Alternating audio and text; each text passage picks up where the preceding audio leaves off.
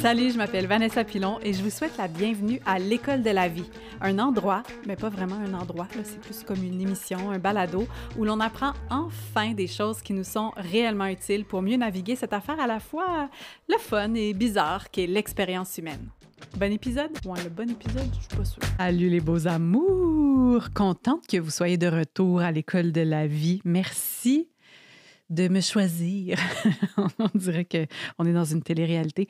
Mais merci de choisir l'École de la vie, de choisir de passer du temps avec moi, de vous questionner en ma compagnie, de réfléchir, de grandir à mes côtés. C'est vraiment, vraiment précieux pour moi que vous soyez là parce que sinon, ça n'aurait comme aucun sens. Ce que je fais, je le fais pour le partager. Donc, que vous soyez de l'autre côté, c'est vraiment grand pour moi. Puis si vous appréciez les épisodes, je sais qu'on est gossant avec ça, les gens qui animons des podcasts, là, mais de laisser un petit commentaire sur les plateformes d'écoute, de partager les épisodes avec des gens que vous aimez, que vous savez qu'ils vont peut-être résonner avec le contenu ou de juste mettre un petit 5 étoiles, ça fait une grosse différence pour nous. C'est comme une façon de, sans trop d'efforts, soutenir notre travail. Et si vous avez envie de soutenir le podcast, bien évidemment, il y a la plateforme Buy Me a Coffee où vous pouvez me payer un petit matcha, un petit quelque chose. Je ne m'achète pas concrètement des matchas avec ça, mais c'est une façon de soutenir financièrement le podcast. Ça me permet de payer le studio et ben c'est ça, d'exister. Donc, merci pour les gens qui contribuent aussi de façon financière. Mais le petit 5 étoiles et le petit commentaire aussi, là, c'est une belle contribution.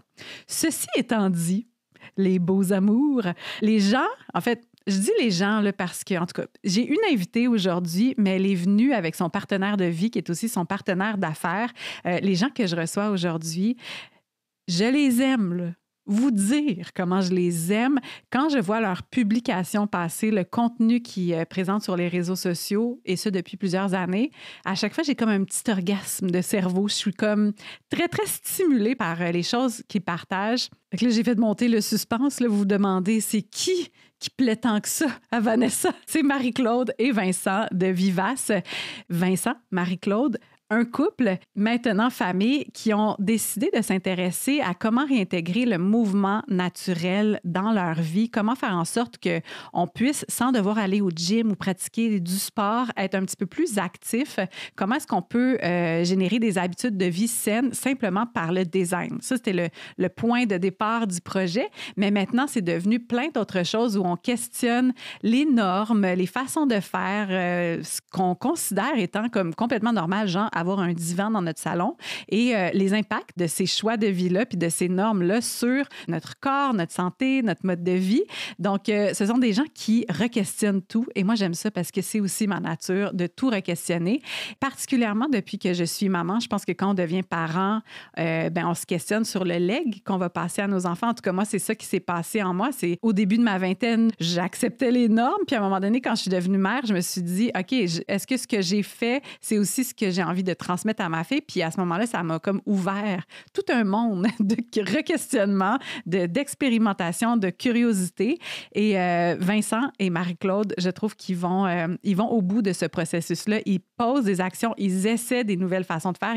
Pour moi, je les vois vraiment comme des pionniers de la famille au Québec dans la nouvelle façon de faire. Donc, je suis vraiment, vraiment contente d'avoir pu m'asseoir avec Marie-Claude. Marie-Claude, dans les dernières semaines, puis je vais pouvoir lui dire dans l'épisode, là, mais dans les dernières semaines, elle a joué un grand rôle dans mes prises de conscience, dans me permettre de mettre des mots sur ce que je vivais. Des fois, ce sont des choses que vous me partagez aussi. Vous me dites comme « Ah, Vanessa, tu mets des mots sur l'affaire que je suis en train de vivre. » Bien, moi, la personne qui me fait cet effet-là dans la vie, c'est Marie-Claude. Donc, j'étais super heureuse de m'asseoir avec elle. Et ça va être un épisode qui va être long parce qu'il y a beaucoup de sujets que j'ai envie d'aborder, mais aussi, c'est une conversation, je pense, entre deux personnes qui sont en train de figurer tout ça, d'essayer de trouver par où on s'en va. On n'a pas la destination, on se pose des questions ensemble, on réfléchit ensemble. Donc, je trouve ça vraiment riche que ça ait pu être enregistré, cette conversation-là, puis que vous puissiez, à nos côtés, réfléchir, vous poser des questions, puis essayer de commencer à dessiner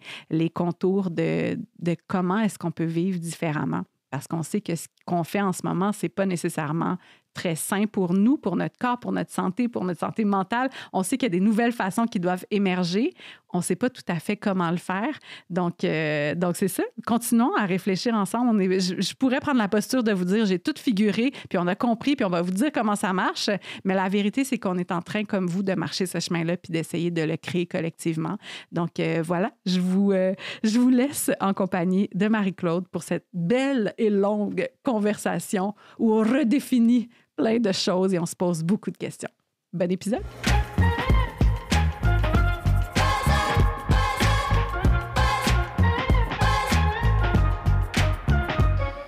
Marie-Claude, je suis tellement contente que tu sois là. Moi, je suis terrifiée. Mais ça peut être un doux mélange, hein? Oui. Contente, terrifiée. Oui. Bien, je le fais parce que je sens qu'il y a des choses magnifiques qui vont émerger et qu'il faut que je sois là. Mm-hmm. J'aurais pas refusé cette opportunité-là. Qu'est-ce qui te terrifie du fait d'être assis sur un petit divan orange là, au Cool Club? Je pense que c'est de sentir par la portée que tu as qu'il y a beaucoup de gens qui écoutent où je vais être vue et sachant que mon papa, ma maman et même mon grand-oncle Johnny de 86 ans était prêt aujourd'hui à être devant la télé pour écouter l'épisode. Il a fallu que je leur explique que ça va sortir plus tard. Que j'étais plus à Salut Bonjour, ça allait pas passer à TVA. Fait que je pense que c'est ça, ouais. la portée, mais ça revient fondamentalement à l'idée d'être vu et entendu et possiblement jugé. C'est toute cette nervosité-là. Je comprends, je le vis souvent, puis on en parlait juste avant de commencer à enregistrer que moi aussi, à chaque fois que je viens m'asseoir à ce micro-ci ou que je présente ce que je ressens ou mes idées ou les choses qui m'animent, il y a toujours cette peur-là d'être vu pour qui on est puis ce qu'on croit pour vrai. Ouais. Puis c'est sûr que quand ce sont des idées qui sont un peu soit à contre-courant ou pas généralement admises, ben ça fait un petit peu plus peur. Ouais. Ça va bien aller. La communauté de l'École de la vie, là, c'est la best communauté. Peut-être en deuxième place après celle de Vivace. Là, on pourrait regarder ça. Je pense que ça se rejoint beaucoup. Oui. D'ailleurs, aujourd'hui, j'étais comme, c'est l'École de la vie Vivace aujourd'hui. Mais oui, dans les dernières semaines ou mois, en tout cas, je regarde un peu ce que vous faites comme contenu. Puis j'avais une idée de ce qui était Vivace. Puis là, j'ai l'impression que Vivace est un peu en train de se transformer. Ouais. Donc, je savais plus trop comment vous présenter en introduction de l'épisode. Donc, je me dis, j'ai envie de te laisser la place pour nous présenter ce qui est Vivace aujourd'hui, ce qui t'anime en ce moment, ce qui anime aussi Vincent. Tu es comme porte-parole de Vincent aussi. Oui, exactement. Donc, vous en êtes où avec Vivace? Oui, bien, Vincent, mon mari, qui est aussi partenaire depuis 7 ans avec moi dans Vivace, on l'a créé ensemble. C'est drôle parce que s'il était là puis tu lui posais la question, sa réponse serait différente de la mienne. Puis c'est là que je vois que c'est vraiment la fusion de nos deux êtres. La petite Marie-Claude nerd, là, assez cérébrale, ma vision depuis presque 10 ans, c'est de créer une plateforme d'apprentissage en ligne autour des mouvements naturels. Fait que ça, c'était la mission initiale. Fait que de découvrir comme pourquoi l'humain ne bouge plus, comment on peut bouger davantage et mieux dans notre quotidien. Fait que c'était ça un peu le point de départ. Fait que c'était beaucoup axé autour de rassembler des idées qui nous inspirent puis qui nous amènent à changer nos comportements, à passer à l'action. Puis Vincent, lui qui est vraiment brillant, mais moins cérébral, lui, ce qu'il appelle depuis des années, c'est l'aspect communauté, en fait. Lui, ça fait des années qu'il est dans une communauté en ligne qui est plus masculine, mais où il réalise qu'il apprend énormément sans que ce soit des cours formels ou une structure très linéaire d'apprentissage, puis qu'il y a une valeur, puis à même à créer une mini-économie entre les gens, d'une communauté même en ligne, puis ça se transpose dans le réel. Fait que lui, ça fait longtemps qu'il dit on pourrait avoir une app, on pourrait comme échanger entre nous, connecter avec d'autres personnes. Puis là, en ce moment, Vivace, c'est comme une espèce de mix des deux où on a un abonnement qui donne accès à une app privée où il y a du contenu et il y a une communauté qui s'échange. Puis tu le nommes, on se sent nous-mêmes en transition. Ça vient avec toute l'espèce d'insécurité de dire j'ai de la misère à verbaliser moi-même qu'est-ce que je fais dans la vie, tu sais, mais c'est parce qu'on est justement dans cette phase-là où on a parcouru du chemin, on a exploré plein d'affaires.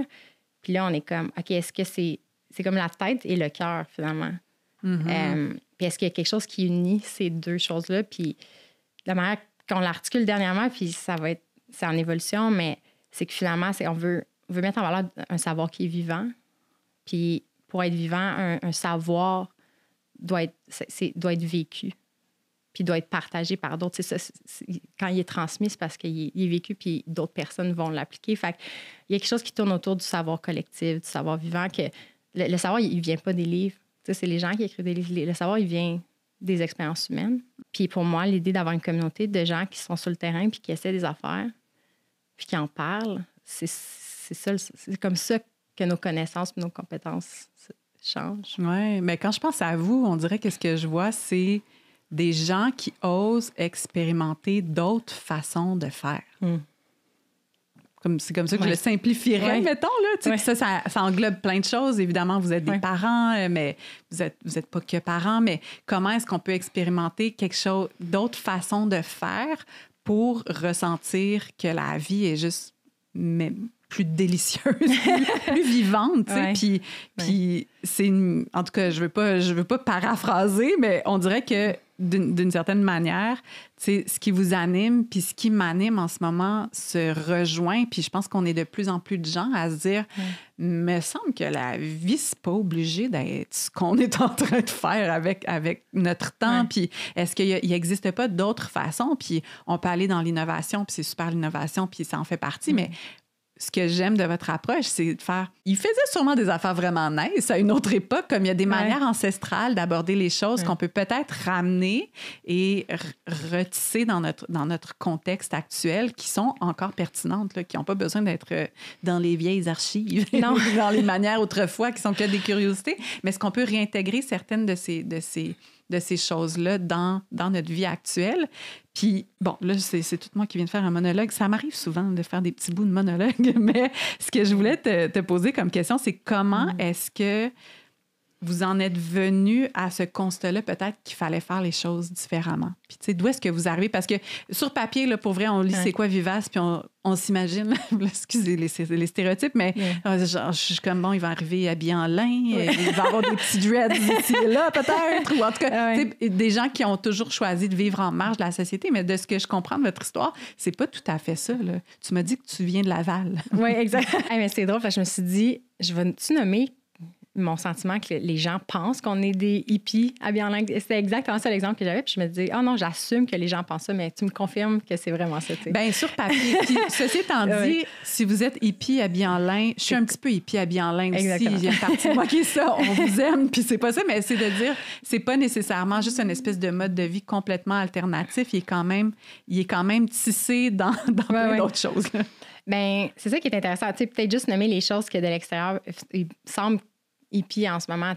On en parle depuis des années. On a commencé à marcher pieds nus, à vivre au sol, à dormir sur un futon japonais. Quand notre enfant est arrivé dans notre vie, la poussette, on n'en a jamais eu parce qu'on voulait porter notre enfant. On voulait faire de l'allaitement comme non écourté. Puis on a toutes fait ces choses-là. Puis c'est ça, il se trace une certaine image. Puis tu le nommes. Moi, je viens de Laval. J'ai grandi à Vimont. J'allais à l'école publique. J'ai eu une belle enfance. Je jouais dans la rue. J'aimais les Spice Girls. Genre, comme je suis une fille de mon époque. Je suis une fille de la banlieue. Puis j'ai étudié à Montréal. Fait qu'éventuellement, j'étais allée vivre là presque 15 ans. Puis j'étais une amoureuse de la ville. Puis j'aimais l'effervescence de la ville. Puis jamais je me serais vue vivre à campagne. Genre, j'étais presque arrogante de dire comme au Québec, moi, ça va être Montréal. Puis j'irai pas en région. J'aime l'effervescence de la ville. Fait que de fast-forward à maintenant, je vis dans une petite maison en campagne. Puis on chauffe au feu de bois. Puis on continue d'expérimenter plein d'affaires. Comme, même moi, je sais pas si je t'aurais cru, mais c'est l'évolution. C'est une évolution sur plus que 10 ans, finalement. Fait que quand on retrace l'histoire, je pense que les gens, comme ils vont voir, comment un esprit ou des comportements se transforment, ça n'a vraiment pas été du jour au lendemain. Puis, comme ce qui est particulier, c'est que moi puis Vincent, on n'est pas des rebelles. On n'a pas une tendance à juste vouloir faire l'inverse des gens. On est juste curieux, puis on questionne les choses. Puis là, quand tu te rends compte que, mettons, exemple parmi tant d'autres, mais comme que les souliers conventionnels, pointus avec des talons, déforment nos pieds, déforment notre démarche, puis que notre corps au complet a évolué en étant connecté au sol, ou dans certains pays plus froids, mettons, avec des chaussures comme minimales, puis que c'est ça qu'on a besoin, nous, on l'adopte. T'sais, on n'a aucune résistance au changement. Puis on l'adopte, puis on est full heureux puis enthousiaste. Puis dans notre tête, on fait pas ça pour provoquer, mais c'est vraiment au fil du temps, quand on arrivait avec des étoiles dans les yeux, puis que l'enthousiasme n'était pas réciproque, que là, on a commencé à réaliser que ce qu'on faisait, même si c'était naturel, puis ancestral, détonnait en ce moment dans la société, puis que l'étiquette qui nous était apposée, on en a reçu plein, tu sais, on est intense ou radicaux, underdogs. Puis là, il y a une partie de moi je suis fière de cette étiquette-là, un peu d'espèce de résistance. Puis il y a une autre partie de moi qui dit, c'est donc ben weird. On parle de choses profondément naturelles. Ça a façonné notre corps. Nos ancêtres vivaient comme ça. Puis là, de le nommer dans la société actuelle, c'est déstabilisant. Là. On a déjà dit, on parlait de cododo publiquement, là, tu sais. On n'a jamais dit, les parents qui n'en font pas, c'est mal. Tu sais, on a juste dit, l'humain est fait pour dormir avec d'autres personnes. Et dans des commentaires, on en reçoit de toutes sortes, puis la majorité des positifs, là. Mais par-ci, par-là, il y a des commentaires du genre, vous valorisez l'inceste. Tu sais, comme... Puis là, il y a une partie de moi qui ça me faisait de la peine avant, puis là, maintenant, je suis observatrice. Je suis comme, oh my God, ça montre à quel point on est déconnectés. Oui, mais c'est comme si les normes ont tellement pris de place, puis on les a tellement peu questionnées que quand on sort de certaines normes, c'est comme notre cerveau veut trouver qu'est-ce qui marche. Parce qu'on se dit, si on fait plus ça, il doit avoir une raison. Tu sais, si on s'est mis à se mettre des souliers, là, ça doit être parce que c'est meilleur d'une certaine manière. J'ai l'impression qu'on croit en notre progrès constant, l'humain, qu'on est comme, yes, tu sais, l'humanité, là, c'est une belle pente ascendante, comme le capitalisme le souhaite.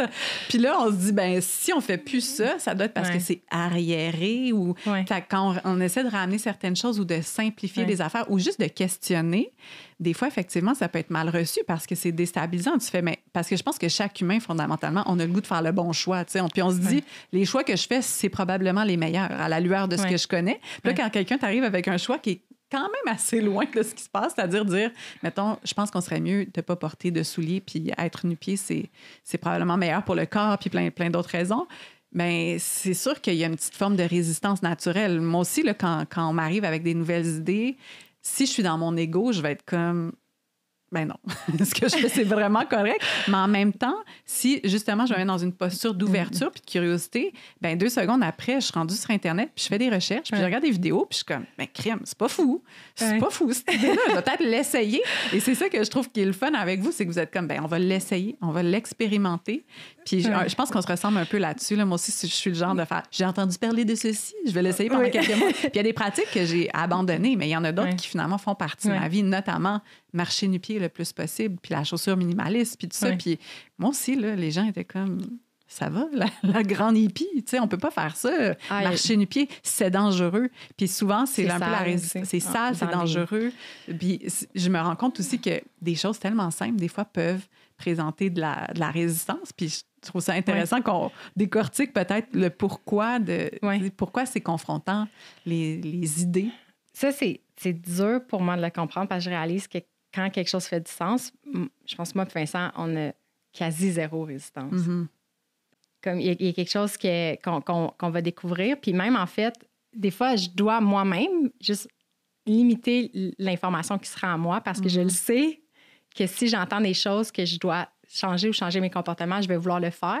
Ouais. Fait que moi aussi, je me protège d'une certaine façon en limitant les données qui se rendent à moi. Exemple, j'ai une bonne amie, sa spécialité, c'est la santé environnementale, la toxicité aussi. J'adore ce qu'elle fait, puis j'adore son travail, puis je lui dis, comme, pour l'instant, je peux pas l'entendre parce qu'une fois que je le sais, moi puis Vince, on dit souvent comme « ignorance is bliss », genre. On aimerait comme juste s'en foutre, là, de pas être au courant, puis de pas lire les étiquettes à l'épicerie, puis de savoir qu'il y a des machins dedans, tu sais, qui est pas bon. Parce que une fois qu'on le sait, faut qu'on passe à l'action, mais à un moment donné, on peut pas tout faire non plus en même temps. Fait que je pense que des fois, il y a une espèce d'overwhelm. Tout à fait. Moi, que je ressens, tu sais. Fait que c'est moins, dans notre cas personnel, de la résistance, c'est une surcharge mentale.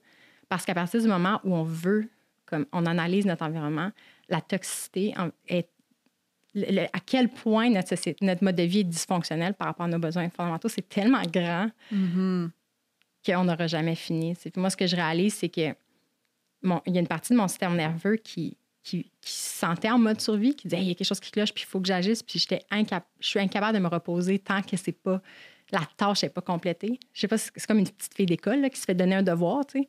Ou ça me fait même penser à Forrest Gump dans le film quand il y a la balle de ping-pong, puis il se fait dire comme tu lâches jamais la balle des yeux. Puis je sens qu'avec la mission de Vivace, de dire je pense qu'il faut qu'on change nos actions, tu sais. C'était comme moi qui regardais une balle puis qui allait jamais la lâcher. Mais l'ampleur de la problématique est juste tellement grande que là, je suis à un stade, puis je suis dans cette phase-là aussi de transition, de dire comment je continue d'opérer parce que je peux plus avoir la même attitude de l'intensité puis de juste push through comme un travail d'université que tu tapes trois nuits blanches puis tu le remets puis t'es libéré, tu sais. C'est vraiment une mission qui va peut-être prendre toute notre vie puis de réajuster ça je peux pas dire que ça m'apaise, il faut que je l'intègre en ce moment, là, mais je sens qu'il va falloir que j'opère comme différemment. Ouais. De se dire, je peux pas être sur tous les fronts en ce moment puis tout modifier la vie en ce moment. Ouais. Tout le temps. Ouais, que tu le nommes, on dirait que moi aussi, ça m'apaise. Je suis comme, OK, c'est pas juste à nous de tout faire ça maintenant. Ouais. ça va s'échelonner sur plusieurs années, les transformations, puis ça se peut qu'on ait une capacité limitée à intégrer des nouvelles informations puis à intégrer ce changement-là, parce que c'est, comme tu dis, une fois qu'on le sait, c'est dur de ne pas l'appliquer dans notre vie. Fait que est-ce qu'on peut limiter le nombre d'entrées d'informations puis ce qu'on apprend, puis tranquillement, tu sais, moi, j'aime ça dire tendre vers, là, fait un petit peu par là de plus en plus. Je suis curieuse de savoir, comme, c'est quoi parce que on a passé vite sur la genèse, mettons, là, mais est-ce qu'il y a eu parce que là, ça semble être beaucoup des choses qui sont liées à la parentalité. Est-ce que c'est le fait de devenir parent qui a allumé cette espèce de remise en question-là, ou de juste regarder des façons de faire? Qu'est-ce qui vous a comme amené vers ce chemin-là? Je pense que la genèse, c'était vraiment autour de la disparition du jeu libre chez les enfants. OK. Tu sais, ça part de lire des statistiques, c'est comme cérébral, mais de lire des statistiques sur le fait que les enfants jouent de moins en moins dehors librement. Mais ça l'a connecté avec mon enfance à moi, où c'est ce que j'ai vécu justement dans une rue tranquille en banlieue, puis il y avait plein de jeunes familles.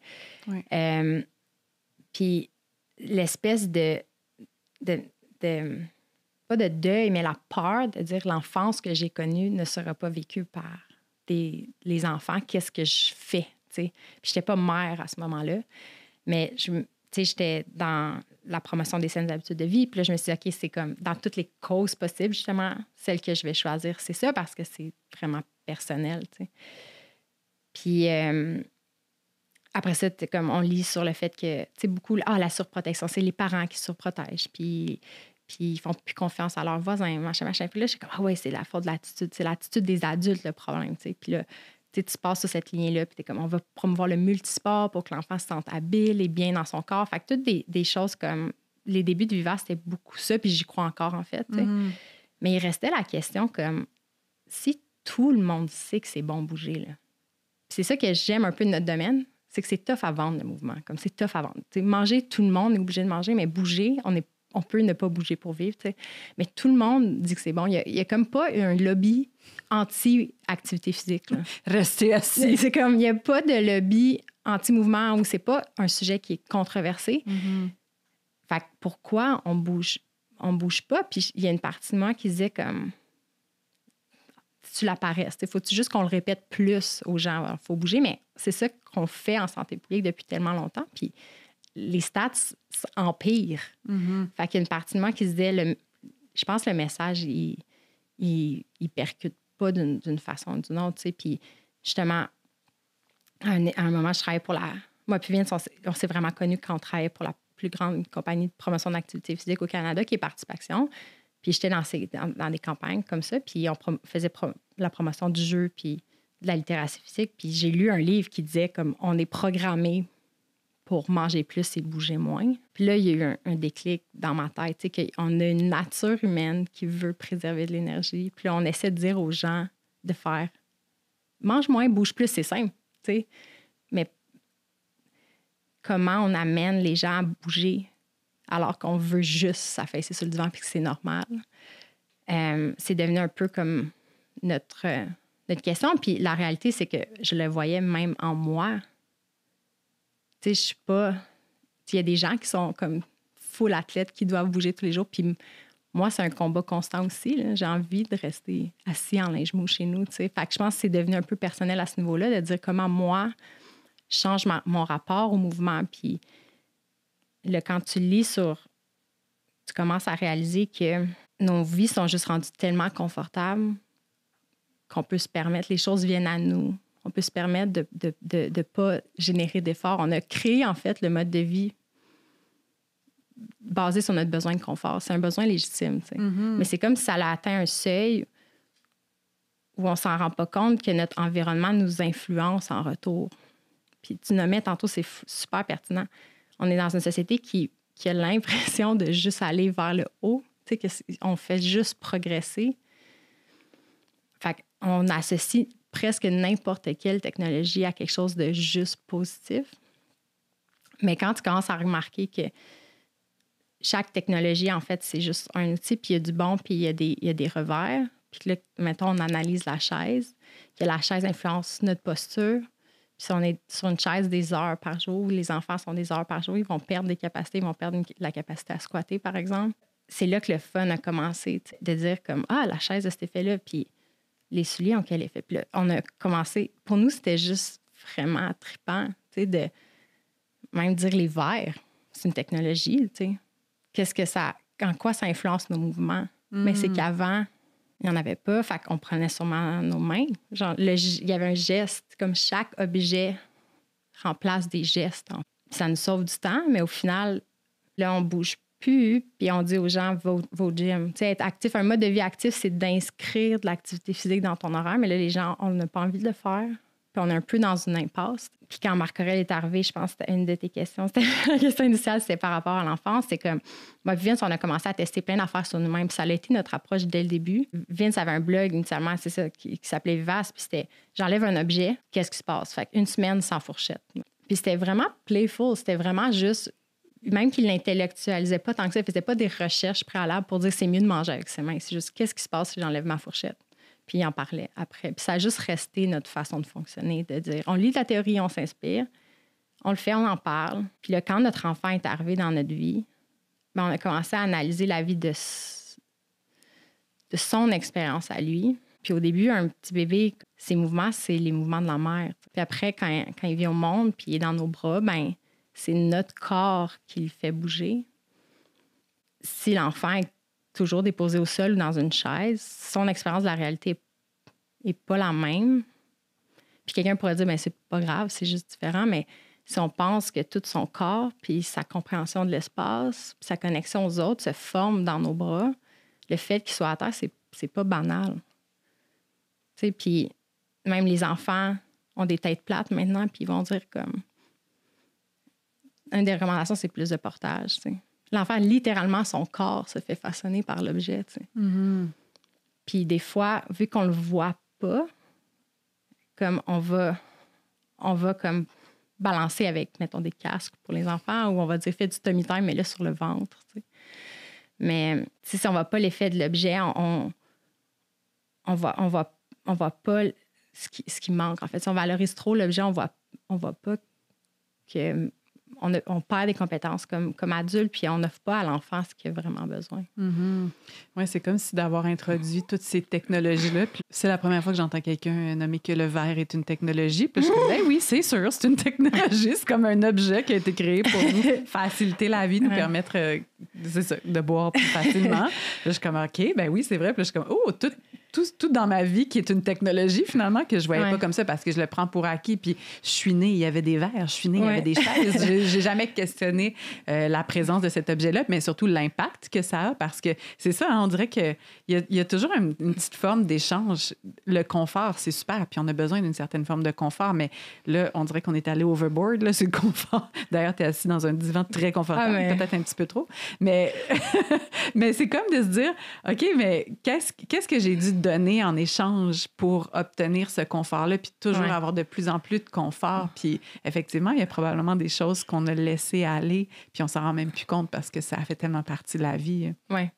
Bien, nous, c'était ça notre mentalité, c'est de dire, ce qui est optimal, c'est de bouger comme on devrait bouger, puis si on enlève des objets, on gagne du mouvement. Fait que pour nous, C'est un peu comme le minimalisme. Tu sais, il se fait dire comme, c'est tellement restrictif. Puis t'es comme, non, mais tu gagnes quelque chose, en fait. Tu sais, il y a moins d'objets, mais c'est pas une perte. Mais tu sais, une société matérialiste qui s'accroche aux objets on a la misère à concevoir qu'avoir moins de technologie, c'est positif. Mm-hmm. Ou que c'est comme d'accepter un stade plus rudimentaire. Tu sais, la simplicité volontaire, c'est vu comme tu te limites, en fait. Mais nous, on était comme, on gagne. Tu sais, je suis capable de squatter maintenant. Tu sais, j'étais catcher à balle molle, puis j'étais pas capable de faire un squat profond. Tu sais, puis maintenant, je suis capable. Puis il y a des gens qui disent, c'est juste un mouvement de plus, qu'est-ce que ça change? Mais tu sais, l'exemple qu'on donne souvent, c'est, tu sais, les personnes âgées, le drame, c'est que leur corps est rendu tellement faible qu'ils ont un mauvais équilibre. Puis s'ils tombent, ils sont fragiles, ils vont briser. Mais c'est aussi souvent qu'ils sont pas capables de se relever. Tu sais, c'est pas juste le drame de la chute,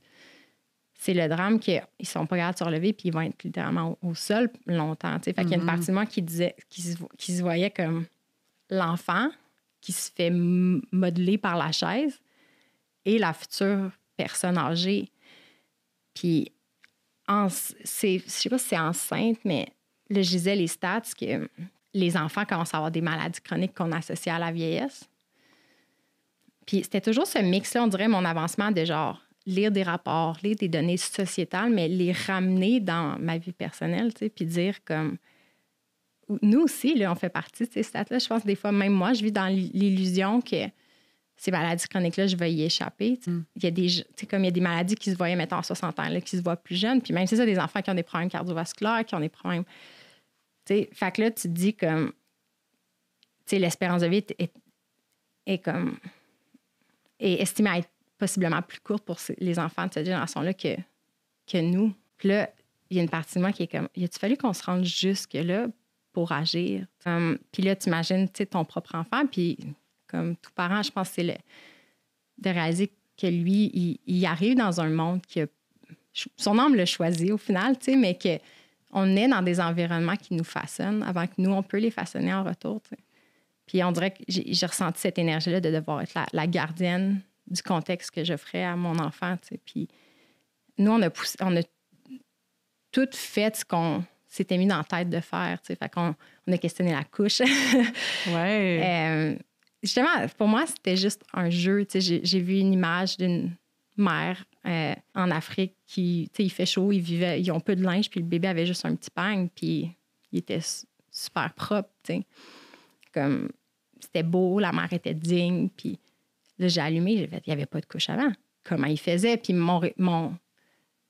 que je valorise nos ancêtres, tu sais, comme des êtres intelligents et aptes, je me suis dit, ils savent quelque chose qu'on ne sait pas. Tu sais. Fait au lieu de me dire, ben il était sale et puant. Tu sais, fait qu'on a découvert que justement, si on honore le corps de l'enfant puis qu'on lui permet de connecter à ses sensations, ben il va rapidement ne plus faire pipi puis caca partout, tu sais, puis on connecte à notre enfant de cette façon-là. Fait qu'on a toutes fait ces choses-là, puis pour nous, c'était juste un gain.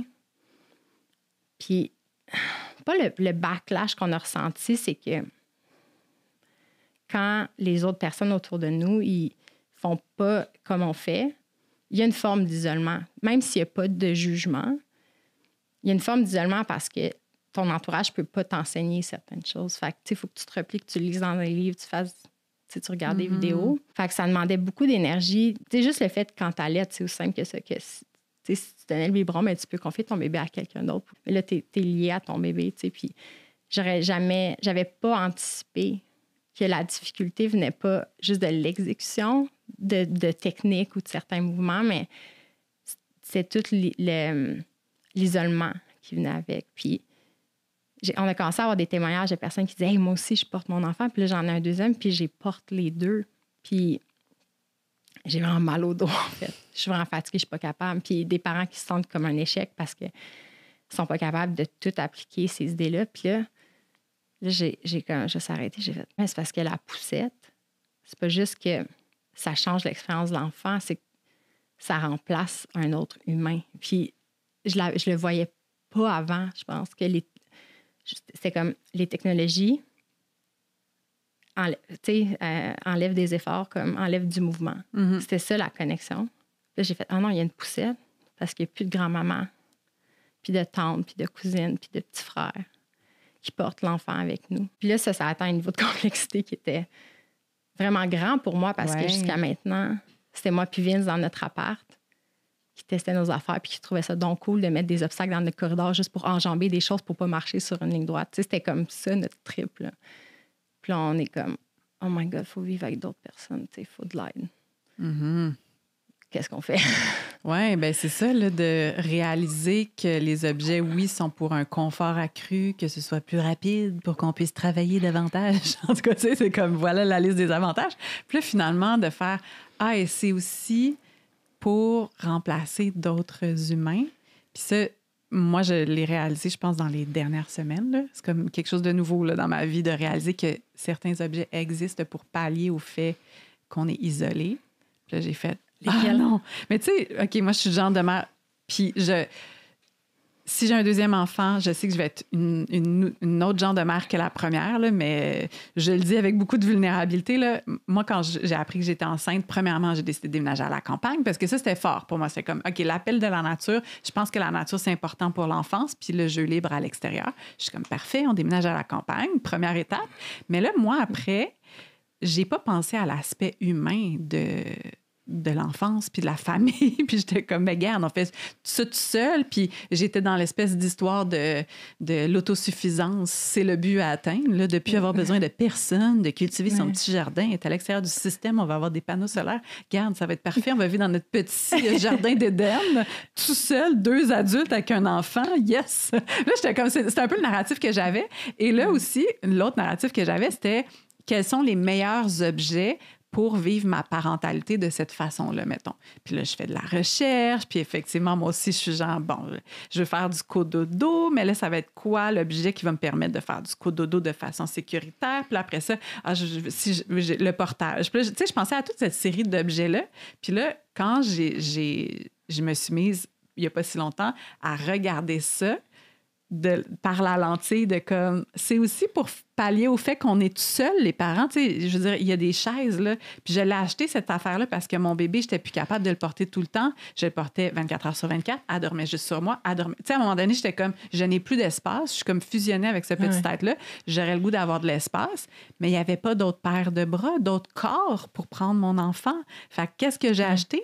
L'espèce de petite gogosse qui fait branler le bébé pour qu'elle sente qu'elle est en mouvement puis qu'elle soit pas trop choquée de plus être sur moi, en espérant me gagner un peu d'espace pour vider mon lave-vaisselle puis être capable de faire le souper, tu sais. Puis j'étais comme, mais c'est vrai que c'est d'une tristesse là, d'avoir cette chaise-là qui réplique le mouvement humain parce qu'il n'y a pas d'autres humains autour de moi, tu sais. Puis là, quand j'ai fait cette constatation-là, ça m'a plongé dans comme une espèce de tristesse, mais en même temps, ça m'a permis, puis merci parce que tu as contribué à ça, à comme me permettre de mettre des mots puis conscientiser ce que j'avais vécu, que j'avais trouvé difficile. Puis c'est ça, de réaliser qu'on a développé toutes sortes de technologies pour nous faciliter la tâche, mais aussi pallier à notre isolement. Puis tu as dit dans un épisode de podcast, je pense, puis j'ai vu l'extrait sur Instagram où tu disais...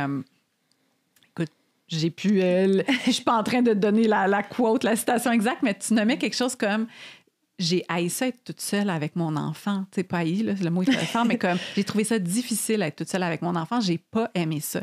Puis moi, j'avais ressenti exactement ça, puis je me sentais tellement coupable, mais c'est que j'ai compris, je pensais que c'était moi qui était juste peut-être pas une bonne mère ou qui avait pas le bon mindset ou je sais pas trop, que j'avais quelque chose à travailler, puis finalement, je me suis rendu compte que ce que je trouvais difficile, c'est d'être adulte à enfant, face à face, à longueur de journée. Tu sais, je manquais de personnes vers qui me tourner pour avoir des petites discussions, pour me sentir soutenue, pour pouvoir passer mon bébé, le mettre dans les bras. Puis mon chum travaillait, il était souvent à la maison avec moi, mais je veux dire, j'avais cette attente-là que ça allait être juste nous deux puis qu'on allait se suffire. Puis quand ce rêve-là s'est effrité et est tombé, puis là, c'est grâce à toi que j'ai réussi à mettre des mots sur mon vécu. Fait que merci vraiment beaucoup, mais je pense qu'on commence à le réaliser à peine, là.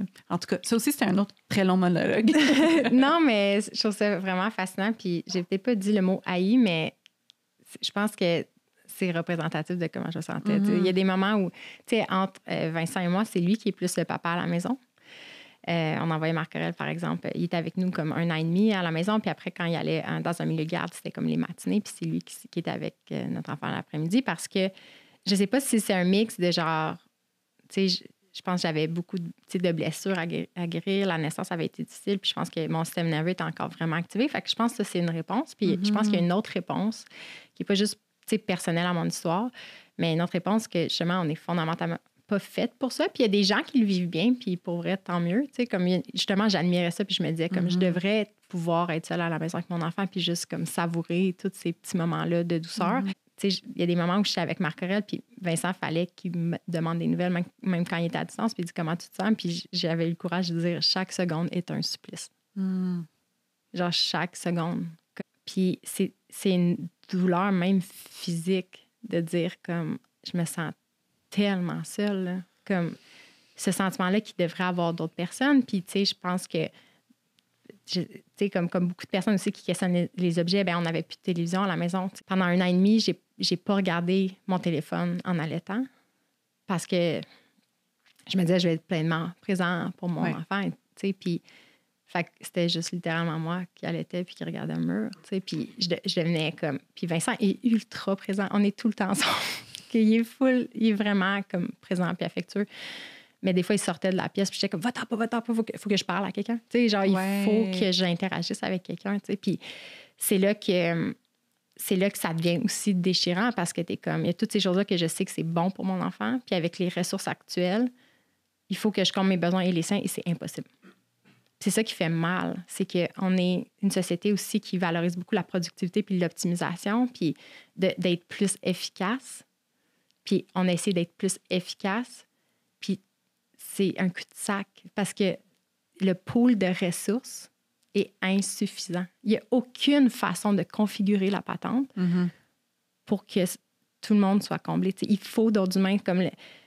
Puis ça aussi, comme société, où on valorise le progrès, on est une société qui valorise aussi beaucoup, beaucoup l'indépendance et la liberté. Puis je pense que c'est même ça qui est confrontant de voir un petit être qui dépend de nous. On est profondément mal à l'aise avec ça. C'est vrai. C'est ça. C'est tellement comme, OK, il faut que tu sois autonome le plus vite possible. Il faut que tu sois indépendant. Puis c'est ça c'est vu comme ce vers quoi on devrait tendre. Fait qu'on veut amener nos enfants à cet état-là tellement rapidement, j'ai l'impression. Qu'on est comme, mais c'est de même, ça marche. Fait c'est inconfortable de voir qu'eux sont complètement dans d'autres choses. Comme, comment ça se fait que tu dépends de moi tout le temps? C'est épeurant, mais c'est parce qu'on a oublié que comme on est fait pour grandir avec d'autres personnes, puis d'être dépendants les uns des autres. Puis le mot dépendance, d'avoir besoin de l'autre et une connotation négative en ce moment. Il y a tellement de quotes, là, mettons, moi, mon happy place, c'est Pinterest. Là. Il y a tellement de citations qui sont genre comme « T'as besoin de personne, aime-toi toi-même et ça te suffit. » Puis il y a une partie de moi maintenant qui est comme « Non, tu sais, l'amour des autres fait du bien, on le sait. Puis donner notre amour à quelqu'un d'autre, ça fait du bien. » Mais il y a une espèce de clash, je pense, entre notre identité, notre nature humaine puis le discours social en ce moment. Puis je pense qu'on comble le gap en se disant qu'on est brisé ou qu'on est needy. Puis même moi, encore à ce jour, quand je trouve ça difficile avec mon enfant, comme je le blâme pas lui, tu sais, je me dis c'est pas le bon contexte. Je me dis j'ai juste un problème d'attitude. Je devrais juste avoir une meilleure attitude. Puis être reconnaissante du toit au-dessus de ma tête. Puis on dirait que ça marche pas. Au final, ça marche pas. On se gaslight nous-mêmes. Là. On est genre, tu ressens ça? Mais regarde, tu devrais être... C'est ça, tu devrais être reconnaissante de tout ce dont tu as besoin. Comme, change d'attitude, c'est le rêve. Il y a des gens qui n'ont pas d'enfants, ils voudraient donc être parents. Et c'est ça qu'on va faire naturellement parce qu'on n'arrive pas à donner de l'espace à cette voix-là. Puis pourtant, j'ai l'impression que cette partie de nous-là qui parle, puis qui s'exprime, puis qui est là dans notre corps émotif, là, tu sais, ce que tu ressens, là, je t'en parlais, puis comme je me voyais là, regarder les heures passées. Non, pas les heures, les minutes. Des fois, je suis comme, ça fait juste 2 minutes. Tu sais, de trouver que c'est tellement long, puis de me sentir tellement seule, puis je me suis tellement gaslightée, puis finalement, de juste me rendre compte que c'est pas supposé être de même. C'est pas supposé être de même. Ça fait du bien. On dirait qu'il y a quelque chose qui se détend dans nos épaules de pourquoi est-ce qu'on se sent comme ça? C'est parce qu'on n'est juste pas configuré. Non. Notre cerveau, nos besoins fondamentaux, la nature humaine n'est pas faite pour ça. Puis puis on reçoit tous les messages contraires. Fait que là, on est comme...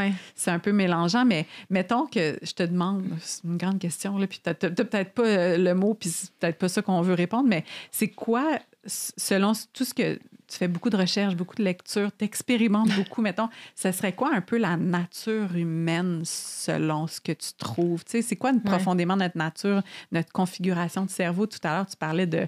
On est configuré pour être en économie d'énergie. Puis là, juste que tu nommes ça, je suis comme, ah ben oui, minimiser l'effort, économiser l'énergie. Ça a bien du sens, là, quand il fait fret, puis qu'on est à peine habillé, puis qu'on est comme en déplacement constamment. T'es comme, ben oui, c'était ça qu'on recherchait, puis c'est encore comme ça qu'on est configuré. Donc, en tout cas, je trouve que de comprendre un petit peu mieux ça, ça nous permet d'avoir un peu plus d'autocompassion puis de douceur envers nous-mêmes au lieu de se taper sur la tête. Fait que, je sais pas, as-tu des réponses par rapport à la nature humaine? Quelle magnifique question. Bien, je pense que la question, pendant longtemps, je pensais beaucoup à la première portion de l'équation de la nature. Tu sais, l'humain, on est un animal qui a besoin de vivre dans la nature. Fait que nos grosses réflexions initialement, c'était de dire un objet à la fois. On a créé notre propre captivité. Un animal domestiqué, c'est un animal que si tu le remets en nature, il va mourir. T'sais, il peut pas. Puis c'est pas juste à cause de l'aspect de l'environnement, mais aussi que si c'est un animal qui est social, qui doit vivre avec d'autres individus de la même espèce, il n'y a pas nécessairement toutes les compétences pour le faire.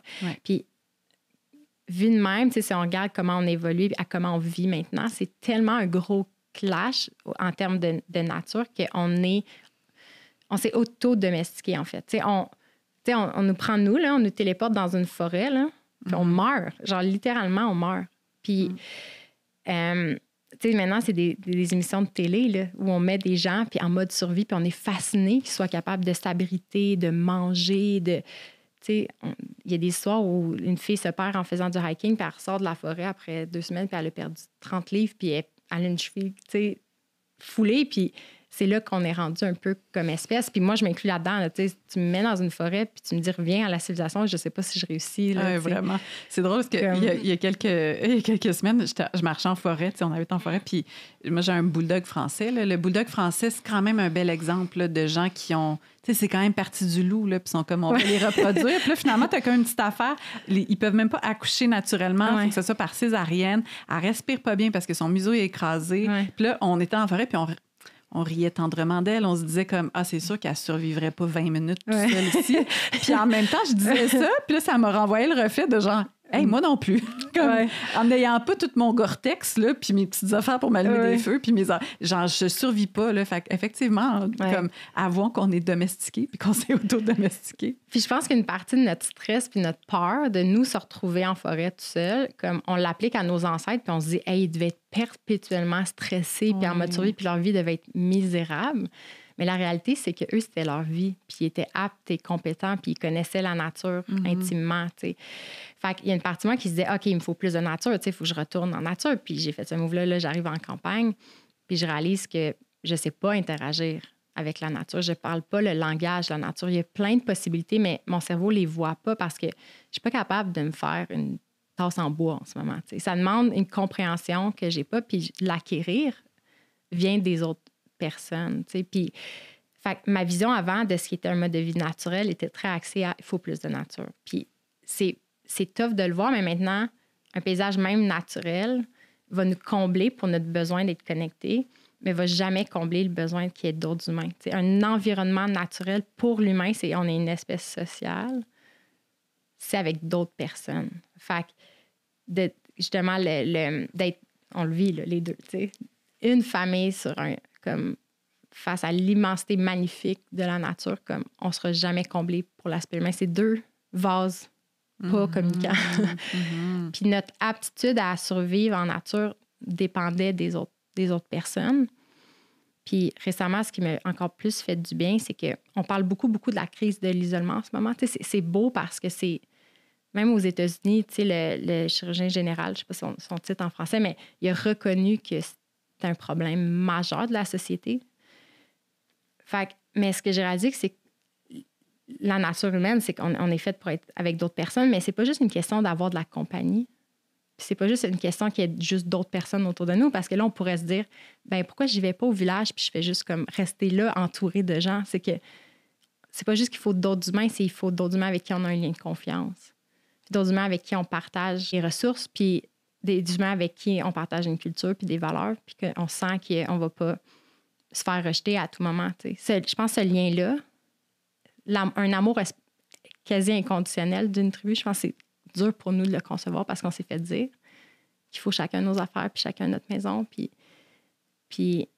Mais en nous, de se dire comme on est supposé naître, il y a déjà des gens. Puis ces gens-là, ils nous aiment. Puis ils sentent qu'on fait partie de la même gang puis qu'on accomplit la même mission. Mais c'est ça. Fait que c'est pas juste une question d'avoir de la compagnie ou qu'il y ait la présence physique d'un autre humain, c'est qu'il faut qu'il y ait un lien. Ce que j'ai réalisé, c'est que récemment, c'est ça que j'ai compris, c'est justement la petite nerd en moi qu'on a habitué de lire à l'école. On apprend par des livres, mais dire si on était capable de se débrouiller avant, c'est parce que de génération en génération, on se transmettait des connaissances. Il y a un chercheur que j'aime beaucoup qui s'appelle Joseph Henrich, puis il a écrit un livre sur l'intelligence collective, puis il dit il y a un savoir en ce moment qu'on a que juste toi, là, si je te mets en forêt dans l'espace de ta vie, même si tu passais 10 ans, tu ne serais jamais capable de retrouver le savoir sur quelles plantes manger ou ne pas manger ou comment fabriquer des choses. Il y a une partie de notre humanité qui est intuitive, mais il y a une partie qui est apprise. Puis c'est comme un savoir qui était transmis avant, que là, il ne l'est plus naturellement dans notre culture. Puis, fait qu'il y a quelque chose là à préserver, à retrouver, puis à préserver. Fait que la nature humaine, on est faite pour apprendre, puis on est faite pour se tourner vers les autres pour apprendre. Puis même là, les mères qui se font beaucoup critiquer parce qu'ils sont comme... Les mères, ils suivent trop, tout le monde est n'importe qui sur les médias sociaux. Tu parlais des normes tantôt, j'avais jamais répondu à ta question, mais la résistance à questionner les normes, c'est qu'on est aussi, je pense, programmé pour pouvoir appartenir à un groupe. Ouais. Puis ça vient avec des mécanismes qui fait qu'on veut agir comme nos pères, comme les autres. Puis c'est naturel, puis c'est correct. T'sais. Puis on cherche des repères en ce moment. Puis c'est vraiment difficile quand, normalement, il y a un système qui fait que, justement, tu te fais un peu uploader ou tu as tout un contexte où tu n'as pas à te poser 1 milliard de questions. Puis c'est fait pour nous simplifier la vie, puis comme progresser. Puis là, on est dans une société où l'information qu'on reçoit, on commence à réaliser que ça ne fait pas de bon sens. Là, on cherche d'autres réponses, puis on se fait aussi un peu critiquer pour chercher d'autres réponses. Oui, d'aller sur Instagram pour modeler notre parentalité puis chercher des réponses. Puis effectivement, là, c'est vrai qu'on se tape un peu sur la tête, comme arrêter de suivre toutes les affaires, mais c'est comme, mais oui, mais j'ai personne. Je veux dire, c'est pas le guide Naître et Grandir là, qui va m'apprendre c'est quoi être un parent. Puis c'est ça, on veut se tourner vers les autres, puis c'est ça qui se crée. Puis c'est pour ça que les podcasts existent, puis les infolettes existent, puis que ce genre de savoir-là, puis d'échange se crée, puis pourquoi on en a besoin, puis pourquoi on en consomme. Là, les humains, je pense qu'on a besoin de ça, de la transmission. Ouais. C'est full important. Là. Dis-moi, tu sais, là, on a parlé de l'appartenance et tout ça, puis... on va pouvoir y aller dans comment est-ce que vous instaurez ça dans votre vie, parce que ça, je pense que c'est la partie qui est en construction de s'organiser puis de peut-être un petit peu plus vivre en clan. Mais mettons, parce que, en tout cas, personnellement, je t'écoutais parler, puis là, je me disais, si je suis quelqu'un qui ne connaît pas Vivace, puis que là, tu me parles de toutes les choses que vous avez changées, je me demande de quoi ça a l'air, votre vie. Là. Est-ce que je peux vous regarder à travers la fenêtre et regarder comment vous vivez, tu sais? Parce que là, peut-être les gens se font des espèces de scénarios dans leur tête ou comme on s'imagine un peu, on essaie de remplir les trous. Fait que là, je me dis, est-ce qu'on peut... Mettons, ça a l'air de quoi une maison vivace, une vie vivace, comme un quotidien vivace, mettons. On se lève le matin, là, ça a l'air de quoi? Concrètement, parce que, tu sais, on parle des concepts, mais aussi juste comme, mettons, dans la vie de tous les jours, ça a l'air de quoi un quotidien? Bien, mettons qu'on commence par la maison. Tu sais, si on rentrait dans notre maison, on n'a plus de table puis de chaise standard. OK. On a comme souvent des tables basses où on défonce même directement sur le sol ou debout à l'îlot de cuisine. La télévision, c'est rien de surprenant. Là. Je pense que de nos jours, il y a beaucoup de gens qui l'ont pas. Quoique, il y a une grande réflexion aussi à avoir sur les écrans. Mais sinon, notre divan, on s'en était débarrassé à un certain moment parce qu'on trouvait que ça offrait plus d'espace dans la pièce. Fait que, une scène typique, c'est qu'on vaque à nos occupations, puis le sol devient un espace de vie additionnel, tu sais, puis, fait les gens viendraient chez nous, puis on est quand même encore beaucoup assis, puis c'est une posture qui est naturelle pour l'humain, en fait, de s'asseoir. C'est juste qu'on est fait pour s'asseoir de plein de façons différentes, puis pas de manière prolongée. Puis je pense que notre habitat est, somme toute, assez standard, entre guillemets, dans le sens qu'on a quand même des matériaux puis des objets industriels. Je pense pas que les gens seraient trop dépaysés. Pour le moment, on vit pas dans une hutte en terre et en paille. Je sais pas jusqu'où on va se rendre, mais pour l'instant, c'est comme on a une petite maison, on a une chambre fermée, puis on a un salon où on vit avec un foyer. On a un bureau assis debout pour travailler. C'est une grosse partie de notre travail. Puis on a des matelas où on avait un futon ou des matelas qu'on alterne. On le met au sol, puis en journée, on le range. Fait que il y a juste une pièce additionnelle. Fait que les gens, comme il n'y a plus les repères habituels de genre une grosse base de lit avec un sommier. Puis c'est assez simple, tu sais. Puis on a quand même Mon rêve, c'est d'avoir une toilette squat, qui est le pire cauchemar de tellement de gens, mais je sais pas si ça va se produire un jour. Mais sinon, tu sais, comme on a une toilette régulière, mais on a un petit squatty potty classique pour surélever nos jambes, pour être plus dans la position physiologique. Mais on a une douche, on a un bain. Puis en termes de mode de vie, c'est que pendant longtemps, on a vraiment cherché à optimiser l'intérieur de notre maison. Puis j'ai réalisé que c'était juste une façon d'améliorer ma petite cage dorée, en fait. T'sais. Puis là, j'ai comme allumé que une maison, sa fonction, c'est supposé nous protéger. Puis c'est normal qu'on veuille être confortable dans notre maison. Encore une fois, le confort, c'est un besoin légitime. Oui. Mais de dire, c'est ça, si je reste là-dedans, c'est comme on s'enlise un petit peu. Fait qu'on a commencé à vouloir être plus dehors. Puis une façon pour moi accessible de le faire, c'est qu'on s'est mis à marcher vraiment partout. Fait que si les gens nous avaient rencontrés à Montréal, on était tout le temps en train de marcher. On n'avait pas de passe de boss. Fait que le quotidien vivace, c'était qu'on se levait le matin pour prendre une marche. Puis même notre barista, notre boucher, il nous appelait le couple qui marche. Hein. C'était comme, vous êtes partout. Même mes enfants vous reconnaissent genre dans la ruelle quand vous passez. T'sais, on marchait littéralement tout le temps. Puis on transportait nos sacs d'épicerie. Fait que c'est rien de grandiose. T'sais, j'en parle, puis c'est comme tellement banal, mais comme marcher est un mouvement humain ultra bénéfique. Puis je le transportais avec des charges, dont notre enfant, mais aussi des sacs d'épicerie. Je prenais des marches en rajoutant des trucs dans mon sac à dos. Ça a l'air tellement... C'est comme c'est ça, ça a l'air à la fois radical, mais tellement banal. Bon, j'avais mes plantes, je jardinais sur mon balcon. Puis finalement, j'ai réalisé en déménageant à la campagne, on avait un magnifique jardin, on a eu des abeilles. Mais je me sentais moins dans une vibe de jardinage. Puis la petite nomade en moi avait envie éventuellement, de trouver ma nourriture dans notre environnement, sur le territoire. Fait cueillir, chasser. Mais c'est comme un autre chapitre de notre vie. Mais sinon, c'est comme... Je trouve, moi, qu'on a une vie assez standard au final. J'essaie, dans mon environnement, il y a des repères. Puis bientôt, on déménage. Puis ma plus grande réflexion, c'est de dire, si je suis en ligne sur mon mode de vie, il y a très peu de monde qui se sentent bien. À mes yeux, qui peuvent se sentir bien chez nous parce qu'être assis au sol, les gens se sentent inconfortables. Fait que là, je me dis, prochain chapitre, je veux accueillir, je veux des gens autour de moi, puis je vais pas les trier à la porte selon s'ils sont vivaces ou pas vivaces. Fait que là, c'est le défi de comment moi, je peux vivre d'une façon qui me plaît, puis inviter des gens, puis beaucoup de gens, puis moi, je vois juste ça comme un défi de design, puis ça me stimule énormément. C'est vraiment intéressant parce que dans mon premier appartement, faute de moyens financiers, j'avais pas de table de cuisine et de chaise. On avait trouvé une table basse, puis j'avais voyagé en Asie. Fait que j'étais comme, garde, un petit tatami, une table basse. On est 3, 4, 5, c'est parfait. Mais j'ai invité mes parents à souper chez nous. Puis mes parents, je veux dire, mon père est dans sa voiture la majorité du temps dans sa journée. Puis là, je me suis rendu compte comme, OK, ça peut être problématique. Puis c'est quand même dans mes valeurs puis dans le mode de vie que j'ai envie de mettre de l'avant, les liens familiaux. Puis là, je suis comme, oh shit, mon père, il peut pas s'asseoir, on peut pas manger. Tu sais, comme, comment aussi incorporer ça. Puis j'imagine que c'est la prochaine phase de design, de comment réfléchir aussi pour permettre d'accueillir des gens. Là. C'est parce que les chaises ne sont pas toutes brûlées, mais tu veux pas nécessairement garder stand-by juste pour quand il y a des gens qui ont envie de s'asseoir sur des chaises chez vous, mais comme c'est quand même des questions à se poser aussi. Oui, vraiment, parce que c'est ça, le besoin d'être entouré, puis l'hospitalité aussi, c'est quelque chose qu'on aime tous. Il y a des gens qui sont forts en hospitalité, on va chez eux, on se sent bien, on se sent accueilli, puis je pense que quand on habitait à Montréal, comme nos parents n'aimaient pas tant la ville, puis on n'avait pas le réflexe d'être le lieu de rassemblement. Fait que je réalise que ça nous laissait notre petite bulle un peu intacte où nos choix de vie impactaient personne. Mais à partir du moment où on veut vivre avec d'autres,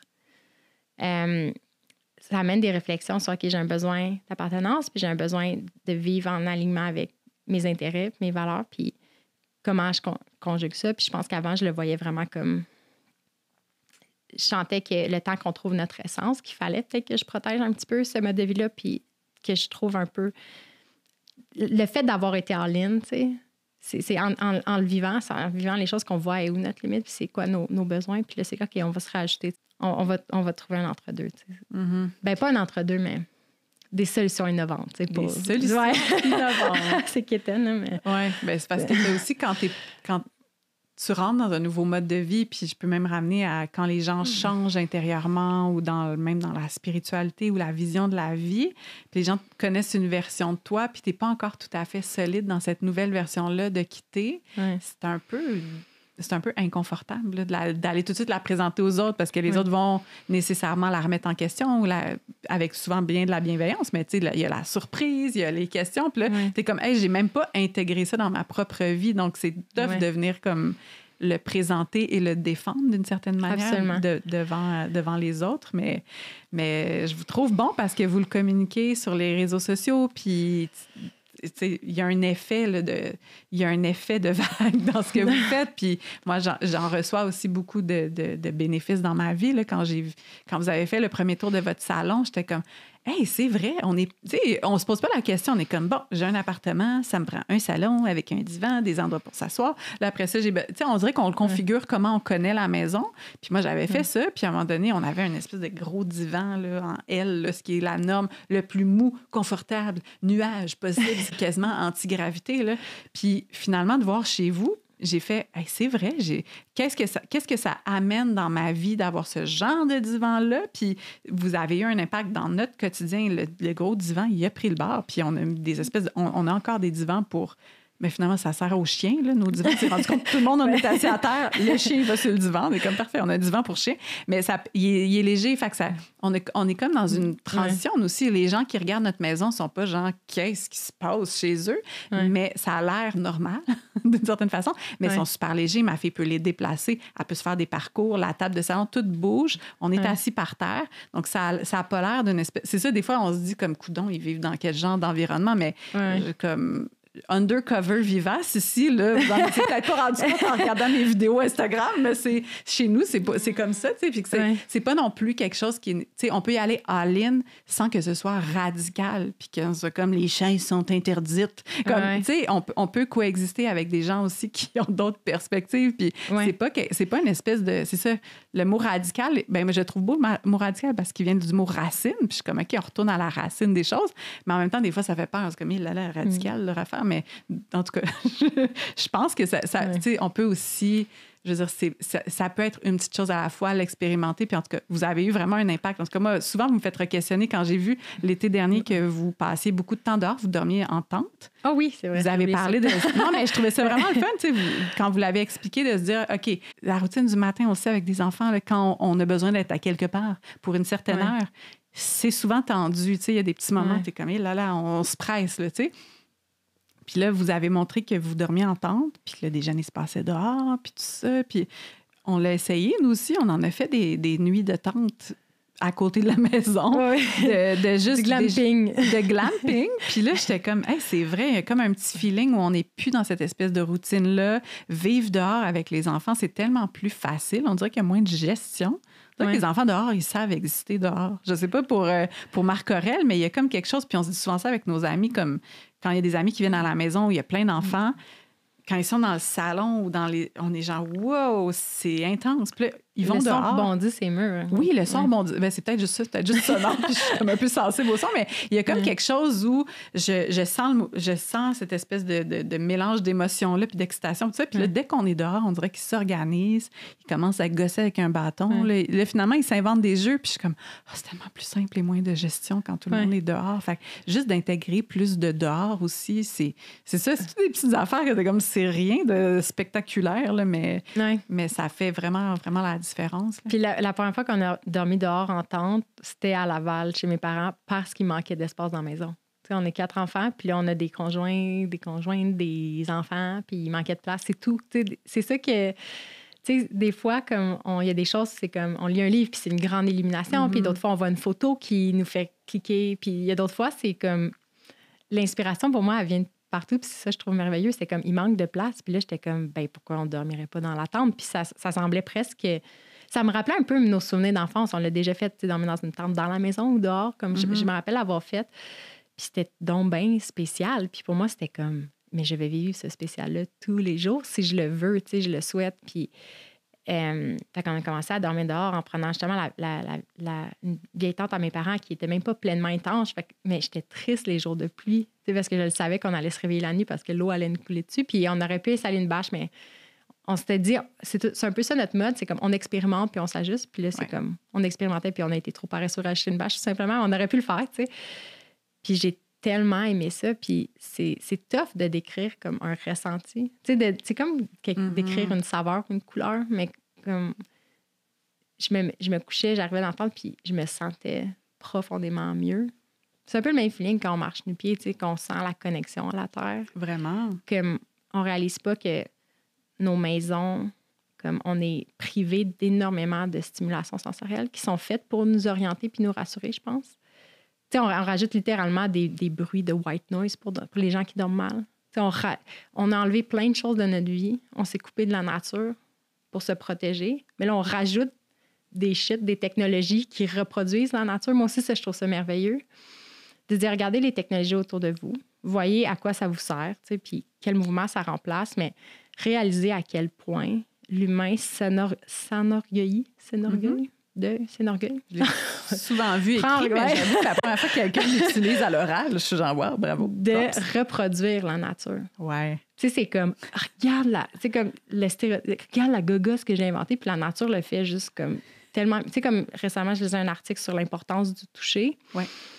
Puis le fait que là, le summum de la technologie, c'est qu'ils sont en train de faire des prothèses robotisées qui ont des sensations parce qu'ils sont littéralement... Il y a des fils qui sortent du corps de la personne. Puis qu'il y a une des sensations les plus exceptionnelles que les gens crave quand ils ont perdu un membre, c'est le toucher. Puis il décrivait comment l'homme, après des années sans bras, pu prendre la main de sa femme. Puis c'est super touchant. T'sais. Mais c'est de dire comme... Il y a quelque chose de glorieux de dire l'humain a été capable de redonner la mobilité à cet homme-là. Puis là, en ce moment, on a littéralement 2 mains. On se coupe, ça guérit.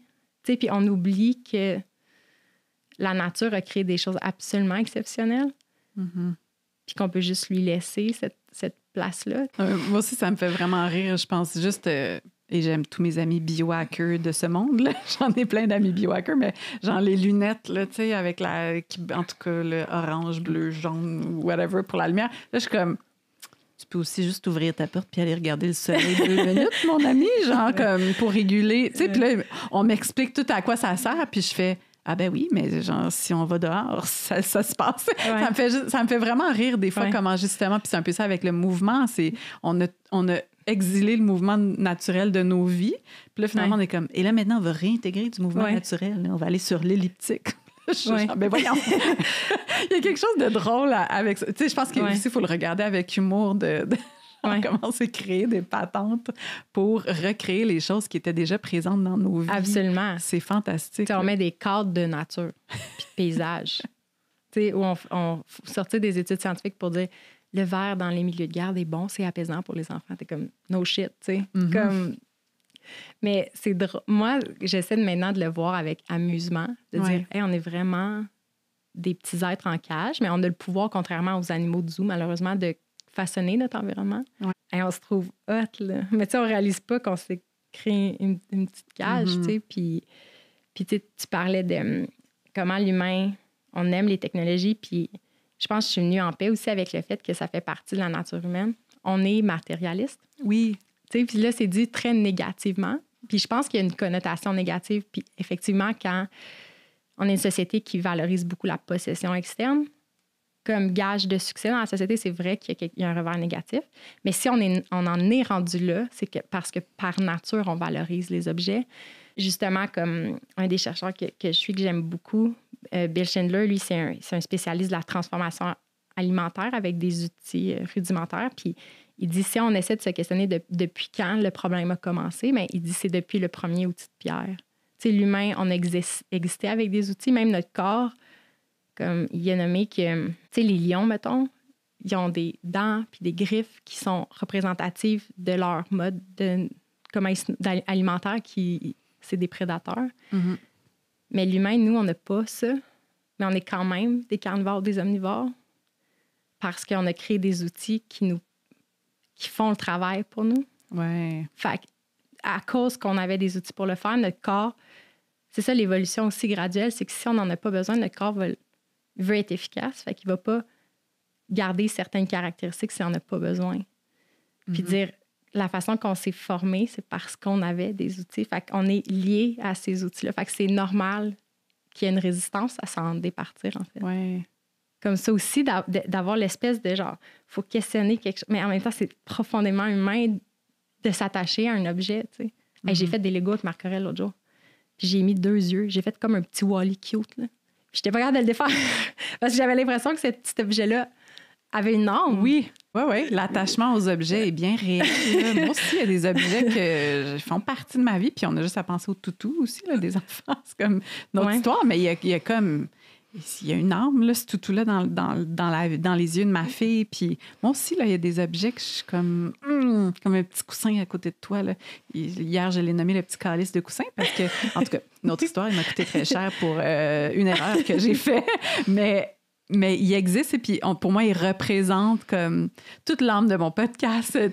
Qu'il soit à côté de toi en ce moment, c'est un coussin, là, je veux dire, c'est d'un dérivé de pétrole, un peu de coton, mais il y a une âme parce que j'y ai mis un sens. Puis les objets, c'est sûr qu'ils ont des sens, mais puis oui, ça peut être difficile des fois quand on se fait dire justement comme les chaises, les divans, c'est peut-être pas quelque chose qui est bénéfique puis la manière dont c'est en train de modifier notre corps, c'est peut-être pas à notre avantage.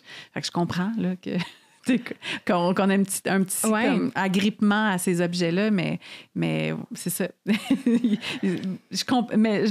C'est ça, tout le temps de comprendre le cerveau puis d'où ça vient, puis les chercheurs que tu nommes, ça permet, on dirait tout le temps de moi de rajouter un grain de bienveillance puis d'autocompassion, là, de faire c'est correct, c'est comme ça que mon cerveau fonctionne, c'est ça la nature humaine. Oui. Je sais pas pour toi, mais il y a des moments où je m'arrête et je me dis, c'est la vie humaine, c'est dommage fucked up. Je peux comme pas croire qu'on en est rendu là. Mais à partir du moment où je me ressente on est rendu là parce qu'il y a des tendances naturelles qui nous ont amenés là, puis c'est juste une évolution graduelle. On dirait que ça m'apaise puis ça me reconnecte à notre humanité, justement. Comme j'avais déjà entendu quelqu'un dire, je me rappelle plus c'était qui, mais il disait comme, si tu demandais à quelqu'un de designer le système de santé, il ne le designerait pas comme en ce moment. C'est tellement inefficace, mais la personne, les gens qui l'ont designé, ils l'ont pas designé comme ça. Ils l'ont designé, puis au début, ça fonctionnait quand même bien. Je pense que ça répondait peut-être à un besoin légitime. Puis au fil des ans, il y a juste comme... Le système s'est alourdi, puis c'est encrassé, puis en ce moment, il est pas bon, mais ça partait d'une bonne place aussi, là, tu sais, puis... Fait que quand je regarde le portrait puis que je capote ma vie, tu sais, c'est toujours de se recentrer sur... C'est comprendre profondément c'est quoi la croyance ou l'élan naturel qui nous a porté à faire ça, puis dire consciemment, même si c'est vraiment difficile, je vais essayer de faire autre chose parce que cette chose-là fait du sens. Oui, en fait. Bien, de reconnecter aux besoins qui a mené à la création de cet objet ou de cette technologie. Je lisais un truc à propos des écrans aussi, parce qu'on se tape vraiment sur la tête, on est comme ça n'a pas de bon sens, les écrans, puis on le sait, mais de se ramener justement à notre nature humaine, quels besoins ça vient répondre, puis tu sais, même la télévision, à la base, là, les émissions de télévision et tout ça, il y a un besoin de connexion sociale, puis là, moi, quand j'ai pris conscience de ça, c'est comme, OK, bien, quand je regarde des séries télé, là, comme, j'en regarde pas beaucoup, mais quand je ressens ce besoin-là, qu'est-ce qui se passe? Pourquoi j'ai le goût? En fait, pourquoi j'utilise la stratégie de regarder une série? Comme ça vient répondre à quel besoin? Puis, oui, il y a des fois, c'est comme de zone out, mais je pense pas que c'est vraiment ça. Puis finalement, je me rends compte que j'ai l'impression de vivre des connexions, des liens avec les autres. Je suis dans les histoires d'autres gens, mais c'est super facile parce que c'est pas impliquant. Ils me voient pas, là, je sais pas, il n'y a pas de réciprocité. Je reçois des informations sociales, je suis impliquée dans des histoires. C'est peut-être pour ça qu'on aime le patinage aussi, mais comme je reçois tout ça, puis là, après ça, je suis comme, merci beaucoup. J'ai eu l'impression de remplir mon vase de connexion sociale, tu sais, sans engagement. C'est magique. Puis on devient investi dans ces histoires-là, tu sais, quand on écoute une série de télé, là. le nombre de fois que l'épisode finit, où on a l'impression que tant qu'on n'a pas tout écouté, toutes les saisons, qu'il y a quelque chose d'incomplet en nous. On veut une résolution. Ouais. C'est ça qui fait que ça fonctionne puis qu'on binge-watch des émissions. C'est qu'ils mettent une petite intrigue à la fin, mais c'est que je pense aussi, c'est que une bonne série, c'est que les personnages, il y a des intrigues intéressantes, mais il y a un arche. Les personnages se transforment, puis on veut savoir qu'est-ce qui se passe, tu sais. Puis on veut, nous, vivre ce voyage-là émotif avec la personne, puis c'est insoutenable des fois de ne pas avoir fini une série, puis on va passer la nuit à le faire, même si rationnellement, on pourrait aller faire autre chose. Mais je suis d'accord que tant que je voyais les écrans comme une source de divertissement, puis c'était vu comme ça, un hit rapide de dopamine insignifiant, puis j'étais comme, mais on dirait que ça n'explique pas nos comportements. Ça n'explique pas nos comportements, mais quand ce que tu nommes, quand tu dis « Ah non, mais c'est parce qu'il n'y a plus d'humain », puis on s'en rend pas compte, mais là, on le voit à travers des images. Puis même si c'est pas la vraie chose, c'est assez bien fait ou puissant pour nous combler en partie. Ça change absolument tout. T'sais. Puis c'est pour ça que la télé, j'en ai pas, mais des fois, je me dis peut-être que je vais en remettre une pour des moments où la réalité, c'est que je vis pas de manière naturelle. Tu sais, je veux dire, c'est ça aussi, là, maintenant, je vois les technologies comme de dire, OK, ben on est tellement loin de comme on est supposé vivre. Si les technologies sont utilisées pour apaiser ou compenser momentanément le temps qu'on structure autre chose, on est plus en paix avec ça maintenant. Oui, mais tu as raison de le voir comme quelque chose qui va pallier temporairement à quelque chose dont on manque profondément, mais là, d'en prendre conscience puis de dire, OK, bien d'abord, est-ce qu'on reconfigure nos vies puis on restructure comment on vit? Parce que là, on a parlé de l'intérieur de la maison, des habitudes de vie, être à l'extérieur, mais comme on parle depuis presque le début de l'épisode, tout ça n'a aucun sens s'il n'y a pas d'autres humains. Puis c'est le constat que vous faites, je pense, puis que moi aussi, je fais à mon grand désarroi au départ. Là, j'étais comme, non, moi, je suis quelqu'un d'introverti. Je suis indépendante. J'ai besoin de mon temps toute seule. Puis je me rends compte que ces narratifs-là m'ont vraiment beaucoup nourri pendant plusieurs années. Mais j'avais quand même cette espèce d'élan-là de faire, il me semble, j'ai goût d'être avec du monde. Puis, mais tu sais, il y avait cette espèce de dissonance-là entre ce que je pensais à propos de moi-même, puis finalement, de quoi j'ai besoin, puis de m'avouer que j'ai besoin de connexion humaine, j'ai besoin de me sentir en sécurité, d'être avec des gens où il y a une appartenance qui n'est pas conditionnelle, qui n'est pas pour aller prendre un verre ou d'aller vivre quelque chose d'excitant, aller voir un spectacle ou aller regarder un film, mais que vraiment, j'ai besoin de partager mon quotidien, mes défis de la vie avec d'autres personnes, puis que ça ne peut pas reposer uniquement sur mon partenaire de vie, là, de me rendre compte de ça. Très inconfortable au départ, mais après ça, d'arriver à ce constat-là puis de faire parfait, OK, ben le village, comme qu'est-ce qu'on fait puis comment est-ce qu'on reconfigure nos vies. Nous, c'est là où on est rendu. C'est comme on a reconnu ce besoin-là en nous. Il y a peut-être des gens qui nous écoutent qui ne sont pas encore dans la reconnaissance que c'est un besoin fondamental humain. Là. En tout cas, venez nous rejoindre si vous n'êtes pas là. Mais après ça, c'est faire, OK, mais dans la configuration actuelle du monde, tellement d'obstacles puis de bâtons dans les roues pour que ça se passe concrètement. Fait que j'étais curieuse, vu vous qui testez les choses avant tout le monde, là, comme vous en êtes rendu où par rapport à ça? Oui, bien, je me disais, il y a des gens qui ont des réponses qui ont une longueur d'avance. Toutes les personnes qui ont essayé, même depuis les années 70, là, de faire... Je suis sûre qu'à toute l'époque, en fait, il y a des gens qui faisaient la promotion d'un retour à une vie communautaire. Puis il y a une partie de moi que le niveau de complexité d'un projet comme ça semblait juste trop immense. L'aspect de le territoire, avoir par exemple une terre ou de l'argent, puis rassembler plusieurs personnes. Puis on dirait que mon cerveau est comme un peu jammé parce qu'il y a une partie de moi qui se disait, je pense que dans le contexte actuel, la option numéro 1, c'était d'aller vivre dans une tribu. C'était comme, je me disais, ça reste une possibilité. C'est comme, on est libre, on peut demain matin changer notre vie complètement. Puis je réalisais que je vais rester proche de ma famille, fait que je vais pas nécessairement vivre ça.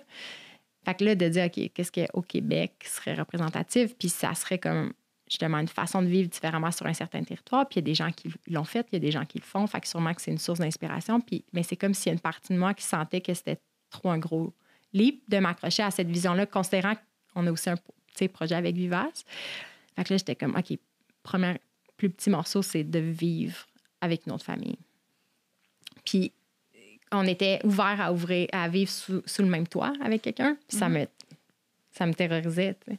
Mais parce que justement, je serais exposée à quelqu'un d'autre que Vince, genre, puis elle me verrait dans tous mes états, puis ça fait peur, mais il y a une partie de moi qui sentait encore une fois que ma curiosité, puis mon envie d'apprendre, puis de développer mes capacités relationnelles étaient plus fortes que ma peur. Fait que c'était toujours ça de dire que je suis la chienne, mais je vais le faire quand même. Puis finalement, à partir du moment où on a commencé à le nommer, à reconnaître ce besoin-là, de dire, ça faisait mal de dire comme, tu sais, il y a une vie sociale, dans notre village, c'est magnifique, il y a plein d'initiatives.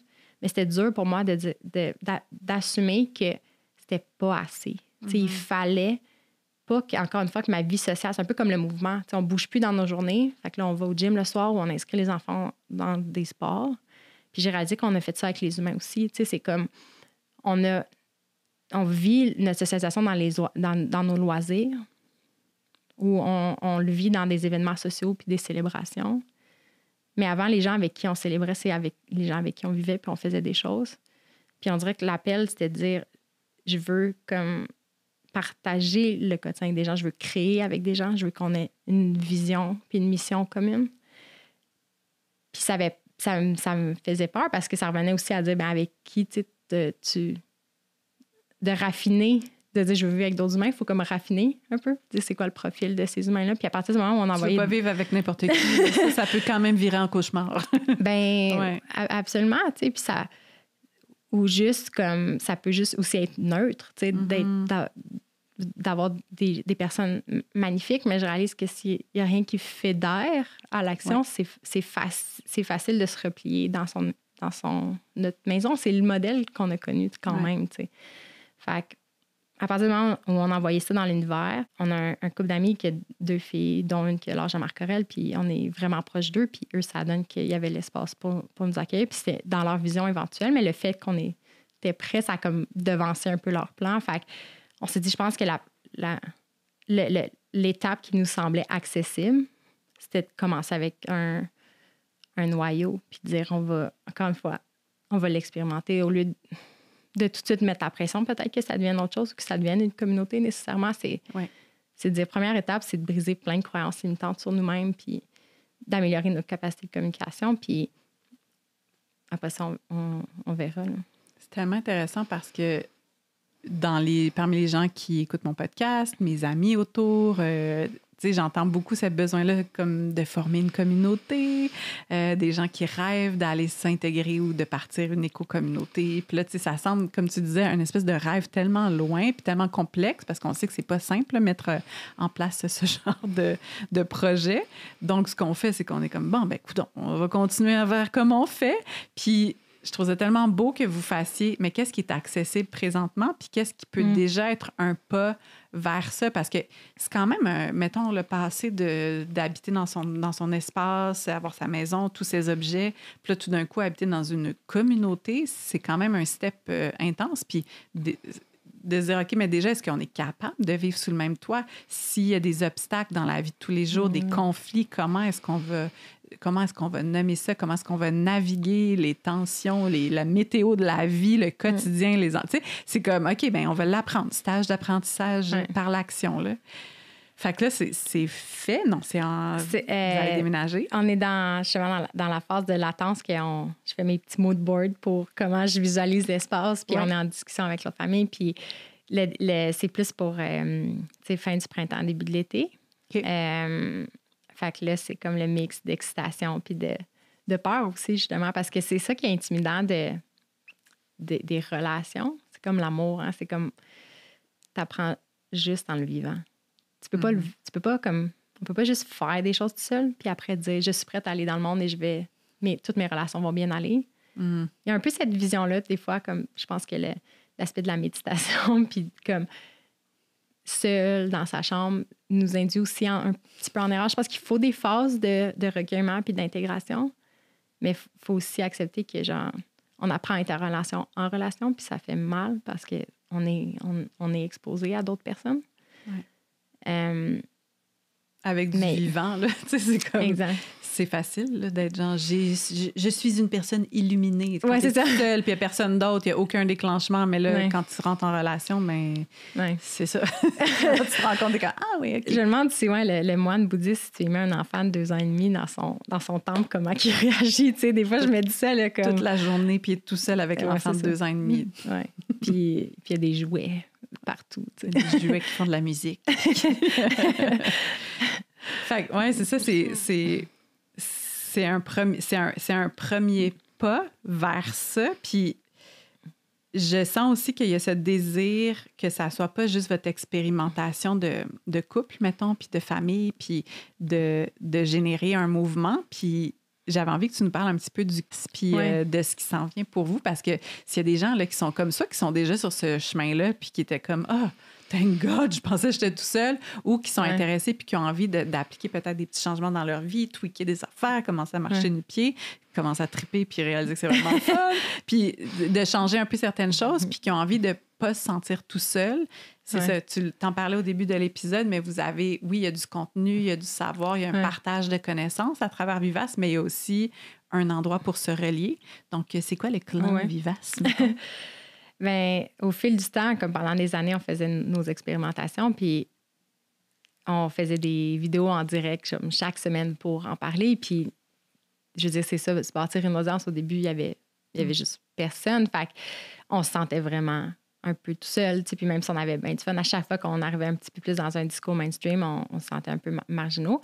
Mais le plaisir d'agir était quand même plus grand. Mais à partir du moment où on avait des enfants, puis que ce qu'on faisait était exposé dans nos interactions dans le monde, c'est là que le sentiment de solitude a vraiment embarqué, puis que j'ai réalisé que le plus grand défi, finalement, c'est ça, c'est humain, puis que t'as beau dire aux gens comme tu peux réapprendre à squatter, puis voici les exercices. Ce qui est le plus intimidant, c'est peut-être de squatter en public devant des gens. Même moi, je le fais pas encore. T'sais, c'est une posture de repos dans tellement de pays, puis parce qu'il y a une barrière, comme tu disais tantôt, il y a une valeur symbolique aux objets, puis il y a des gens littéralement qui ont dit « je vais pas manger à terre comme un pauvre ». Fait que même si physiquement ils seraient capables, ils voudraient pas le faire parce que puis c'est normal. Ils sont dans une culture puis ils veulent faire partie. Cette culture-là, on est programmé pour vouloir respecter les normes. J'ai réalisé qu'il allait falloir comme moi, en tout cas, moi j'avais besoin de gens qui me comprenaient. Ouais. Puis on a eu un peu l'approche de dire on va partager publiquement ce qu'on fait. Puis c'est un peu la technique à Vince, c'est les médias sociaux, mais les médias sociaux, c'est comme un sonore. Puis c'est ça qui est intimidant. Il faut publier un morceau de contenu. Il faut faire le premier move, en fait, les médias sociaux. Puis le message, le signal s'en va. Puis il y en a qui reviennent. Puis c'est de dire, on va trouver les autres weird comme nous. Puis c'était vraiment difficile, mais de dire, on va essayer d'être 100% de même puis de parler de nos émotions réelles. Puis ça l'a amené à nous des gens avec qui on partage beaucoup de choses, même à distance. Mm-hmm. Puis la vision, c'était pas de dire, vous êtes les personnes que je vais recruter pour mon éco-communauté éventuelle. T'sais, on n'était pas en mode recrutement, on était plus en mode, on est peut-être géographiquement éloigné. Il y a des gens en France, il y a une fille en Australie, il y a une famille qui vit sur un voilier, qui font l'école maison. Mais de dire chacun dans notre petit bout de pays, grâce au web, finalement, grâce aux médias sociaux, on est capable de se sentir moins seul puis relié. Déjà là, ça fait vraiment, vraiment du bien. C'est ça, le clan, c'est Vince. On pourrait avoir notre app privée, comme ça, il n'y a pas tout le bruit non plus, puis la publicité d'autres plateformes. Mm-hmm. Puis les gens qui sont là, comme, ils veulent vraiment être là, puis on peut faire des posts sans avoir la peur de se faire comme bâcher par quelqu'un qui n'est pas d'accord avec ce qu'on dit, sur toutes sortes de pratiques. Fait que je pense que ça a créé un sentiment de sécurité. Puis là, on est dans une phase de transition, justement, où pendant des années, même mon discours interne, c'était comme, on est seul, on est weird, c'est important, mais c'est difficile. Oh my God, il y a de quoi qui se passe. Il y a de quoi qui se passe, puis de réaliser qu'on est juste un des messagers d'un mouvement qui nous appartient pas à personne, mais qui en branle. Puis pendant longtemps, comme quand on est au début, puis qu'on a une petite voix, c'est difficile, mais là, ça va. Je le sens que collectivement, il y a quelque chose qui va explosé, en fait. Oui, mais on est vraiment à un point tournant, là. C'est comme soit qu'on continue à faire semblant que tout va bien puis on nourrit les vieux systèmes parce qu'on est genre... C'est ça qu'on connaît, regarde, c'est ça qui existe puis c'est ça qui est confortable à court terme, ou on accélère le changement. Puis je pense qu'on peut regarder le changement de plein de perspectives, mais n'empêche que ce changement-là, il n'est pas dans un petit domaine. Si vous avez commencé avec le mouvement puis le design actif, mais ça s'élargit. Puis même chose avec mon podcast qui était plus axé sur le développement personnel, la spiritualité, la connexion à la nature. Puis finalement, je suis comme, il faut re-questionner tout au complet. J'ai l'impression qu'on est beaucoup de gens à arriver à ce constat-là. Comme on peut avoir une petite action super locale dans notre affaire puis travailler en silo, mais là, je pense que les circonstances aussi nous amènent à vouloir se relier puis à s'allier, justement. Puis je pense que c'est le fun, là, que ça devienne plus... C'est ça. Tu sais, c'est comme, on dirait que quand on se le montre pas puis on est séparés, on a l'impression qu'on marche là, contre quelque chose. Puis mais là, dès qu'on s'ouvre puis on se rend compte qu'il y a plein d'autres gens qui sont animés par ça, c'est juste qu'ils cherchaient des mains à venir agripper. J'ai l'impression que c'est ça. On cherche tout le monde notre main à s'agripper pour faire, OK, on n'est pas tout seul puis on peut marcher dans la direction où on a envie de marcher. Fait, c'est comme une période qui est excitante. C'est ça qui est drôle, c'est que j'étais vraiment épuisée cet automne. Mm-hmm. Puis en même temps, je suis comme sur la fin de ça, puis je réalise qu'à chaque cycle de vie, il y a la graine du prochain cycle, tu sais, de dire le repos, puis les deuils, puis la fermeture. La vie nous donne l'énergie nécessaire pour penser à la suite. Puis là, le printemps, tu sais, ça pointe le bout du nez, puis on ressent le pétillement monter, puis c'est ça. Tu sais, on est comme... Là, c'est un petit pétillement, mais cette année, je pense que ça... Je sens, là, ça va se passer. Mm-hmm. Mm-hmm. Qu'est-ce qui t'a épuisé cet automne? Est-ce que c'était... Tu sais, parce que, je sais pas, mettons, on met tellement de choses en place dans nos vies pour se sentir bien. Puis c'est un peu le moteur de tout ça. Là. Je veux dire, on n'est pas juste en train de questionner les affaires pour questionner les affaires. C'est parce qu'il y a ce profond désir-là de savourer la vie, de se sentir en vie, de comme d'être genre, me semble, ça pourrait être encore plus... Tu sais, tout est là pour que ce soit extraordinaire. Là. Comment est-ce qu'on peut mélanger les affaires pour que ça le devienne? Puis là, finalement, dans nos vies, des fois, de se sentir épuisé. Puis je te pose la question parce que je ressens un peu ça. Puis je pense que j'en émerge, là, mais j'ai ressenti, moi aussi, cet automne, beaucoup d'épuisement, de découragement, de fatigue, de remise en question. Puis je suis curieuse de savoir, comme toi, c'est quoi qui a comme... J'ai l'impression que c'est comme une balle de neutre qu'on tire sur des petites ficelles. Je sais pas, toi, comment tu le vois, ton épuisement. Si finalement, il y a plein de choses comme entremêlées, puis je commence à justement défaire les fils, mais je suis assez analytique en général, fait que mon réflexe, c'est de me déposer puis de dire, je vais essayer de trouver la source du problème. Mm-hmm. Puis là, il y en avait juste... C'était de tout bord, de tout côté, de dire comme... De juste reconnaître, je pense que j'avais un trauma lié à la naissance de Marc-Aurèle, qui était une césarienne que je voulais pas. De dire, OK, j'ai mis ça dans une petite boîte dans ma tête pendant vraiment longtemps, puis je pensais que j'étais correcte. Mais là, avec la fatigue, j'ai réalisé que Marc-Aurèle vieillit, puis je suis moins fatiguée, mettons, je dors la nuit, enfin. Il y a encore de quoi qui reste, puis qui revient. Puis l'idée d'avoir un deuxième enfant fait émerger beaucoup de peur. Fait que c'est comme, OK, ça, c'est un gros dossier. Puis après, t'as comme aussi toute la trame les traumas aussi générationnels, de dire, il y a même des choses qui m'habitent que je sens que ça ne m'appartient pas. Puis je vais essayer d'aller creuser parce que je ne suis pas capable de le rationaliser. Fait que ça, c'était une des branches. Puis après, c'est de réaliser que j'ai eu une enfance magnifique. J'ai grandi dans beaucoup d'amour. J'ai des beaux souvenirs. Puis c'est l'enfance que je voulais protéger. Mais de réaliser que même si un parent nous offre tout l'amour du monde, si le style de vie ne correspond pas à nos besoins, puis s'il n'est pas comblé, ça a des répercussions. Puis aussi d'avoir vécu un cheminement à l'école, comme beaucoup de petites filles où on a répondu à toutes les attentes. Puis, genre, j'étais misérable au final quand j'y repense à quel point j'étais anxieuse, mais encore une fois, je l'avais internalisé comme c'est juste moi. Mm-hmm. Ben parce que c'est le système, là. Il n'était pas question de questionner le système. Je veux dire, à cette époque-là, tu vas à l'école puis tu fais ce qu'on te demande. C'est ça qui se passe. C'est ça qui se passait. Tu sais, ma quête, initialement, c'était je veux sauver l'enfance. Puis après, c'est je veux sauver mon enfant, de vivre, d'aboutir à une fin de vie comme ce que j'ai vu, mettons, mes grands-parents vivre. Tu sais, c'était ça. Puis je réalise qu'à mes yeux, c'était ça la quête personnelle. C'est de dire, je le fais pour des personnes que j'aime profondément. Puis on dirait que cet automne, avec toute la série aussi qu'on a faite l'année dernière sur la vie de clan, puis à quel point les structures sociales en ce moment ne correspondent pas à ce qu'on a besoin, j'ai réalisé, oh my God, je suis une petite fille qui a été brisée par ce mode de vie-là. Comme on dirait que je l'avais pas pleinement intégré parce que j'avais internalisé que l'école, ce que j'avais vécu, c'était somme toute normal. Puis que si j'allais pas bien, c'était un défaut personnel, soit encore un dérèglement du cerveau ou un problème d'aptitude. Puis que quand j'ai compris que j'ai commencé à en parler, puis qu'il y a plein d'autres petites filles qui ont levé la main, puis qui ont dit, j'étais bonne à l'école, j'étais première de classe, puis je suis ressortie de ça, j'étais arrivée sur le marché du travail, puis j'ai fait une dépression où j'étais en crise existentielle. C'est parce que si massivement, il y a plein d'individus dans une société qui arrivent au même résultat, c'est parce que la machine a créé ça, tu sais.